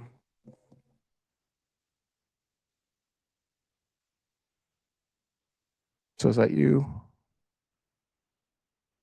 So I've got a second from Vice Mayor Bowen. Motion from Aguilar, second from Bowen. Any further discussion? I have a question on the motion. Please proceed. Is your motion saying we grant this fourth license and then go to rules for the future? Or is your motion saying we go to rules first before we grant the license? My motion is to grant this and then go to rules to discuss additional permit uses. Expansion of the number of licenses. So I'm going to restate the motion because I want to get your concurrence. Councilmember Aguilar is the motion maker, and the Vice Mayor's concurrence to make as a motion seconder. Just make sure we're all on the same page. The motion, which includes both the adoption of the draft resolutions, the draft ordinance, and direction to city staff. Oh, fair enough. Thank you very much. So confirming that this is an introduction for first reading on the ordinance change, but simultaneously giving direction to clarify what it is that we as a council are looking for going forward on this topic would be to have the first reading adopted, passed for the resolution or for the ordinance, the first reading of the ordinance, which would not only expand the number to 4, but would grant the license to Harborside for this, for NUG. My apologies, it's way too late. Let me restate so that we have a clean record. Okay, so this would be the first reading of an ordinance that you are moving, that we actually do that we move to approve an ordinance that expands the number of operating permits to 4, and that NUG is the recipient of that 4th operating permit. That in addition to that, we as a council are requesting, guiding staff to bring this issue back to rules more broadly so that we can have a more extensive conversation on the number of licenses and then the process for granting that. And 4th, that future applicants will be treated comparably to the way that NUG has been treated in this circumstance. Yes. Okay, so I've got a concurrence from Councilmember Aguilar. Is that what you are seconding, Vice Mayor Bowen? I've got a second from Vice Mayor Bowen. Any further discussion at this time? Seeing none, please vote.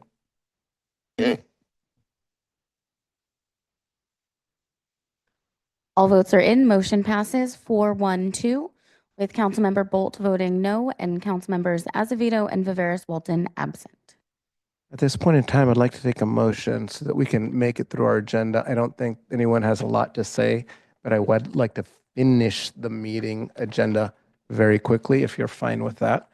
Can I get a motion to extend for by maybe 5 or 10 minutes? So moved. So I've got a motion from Aguilar, a second from, I think it was Bolt. Bolt, thank you. Please vote.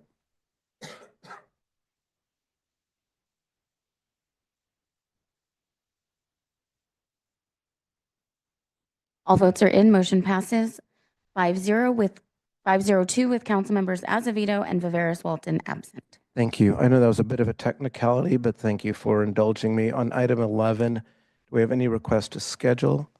future items? Seeing none, let's move to item. Are you in there, Councilmember Bolt? Okay, sorry. Then going to item number 12, Councilmember Aguilar. Thank you, Mayor Gonzalez. On Wednesday, I'm looking at my calendar, Wednesday, May 14th, I attended the 1136 Alameda County Mosquito Abatement Board meeting where we approved adopted our budget. And with regards to summary, arboviruses and mosquitoes, none of the traps this month collected the mosquitoes that were infected with West Nile virus. In Alameda County, 2 American crows that were collected from Livermore were infected with West Nile virus. 4 West Nile virus positive birds have been collected so far this year. This month, 452 CO2 baited mosquito traps were placed, catching 19,196 adult female mosquitoes, 33.3 mosquitoes per trap. This represents a 2.9-fold increase in abundance compared to last month. With regards to human cases of West Nile virus have not been reported for residents of the county, and Aedes aegypti was not detected in the county this month. That concludes my report. Thank you. Thank you. Councilmember Bolt, please. Yes, I want to report on Alameda County Veterans Commission, June 27 and 28. We're having a stand down for homeless veterans in the county of Alameda. It's going to be in Oakland, but we're trying to get the awareness out right now on this. It's a great event as far as getting services where services are needed specifically. We helped over 400 veterans last quarter when we did this. And I think it's something we need to highlight as a city because this is a county effort. We're a part of that. And so I just want to bring that up and speak to that tonight. Additionally, we have another program through the Veterans Commission that gets veterans who are suffering from PTSD out onto the golf course. It's called PGA Hope. PGA, the National PGA Tour sponsors this effort. And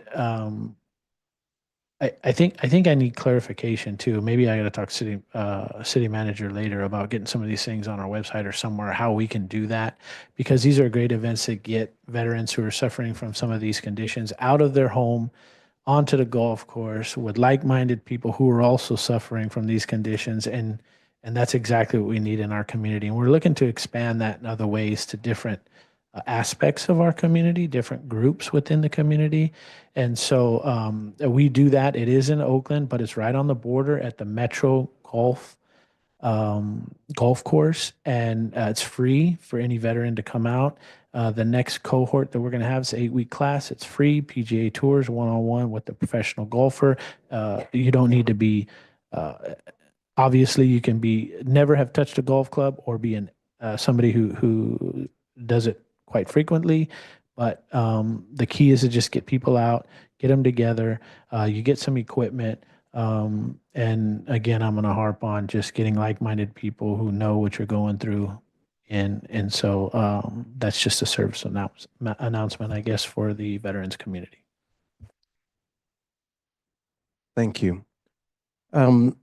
Seeing no others, I will quickly just, for the benefit of the public, I do want to encourage people to remain involved in our budget discussion. June 2nd, I believe, is our meeting where there will be an entire city council meeting devoted to the budget. I would encourage folks to listen to our finance committee meetings. One of the things that we did in finance committee, and one of the reasons that some of those meetings were canceled, is that we were running a budget deficit, an operating budget deficit. And we had some iterations where staff went back and made some further cuts so that our revenue equals our cost and that we're not going further and further in the red as we operate. Also wanted to thank the 3 students that came out from Earth Team to speak.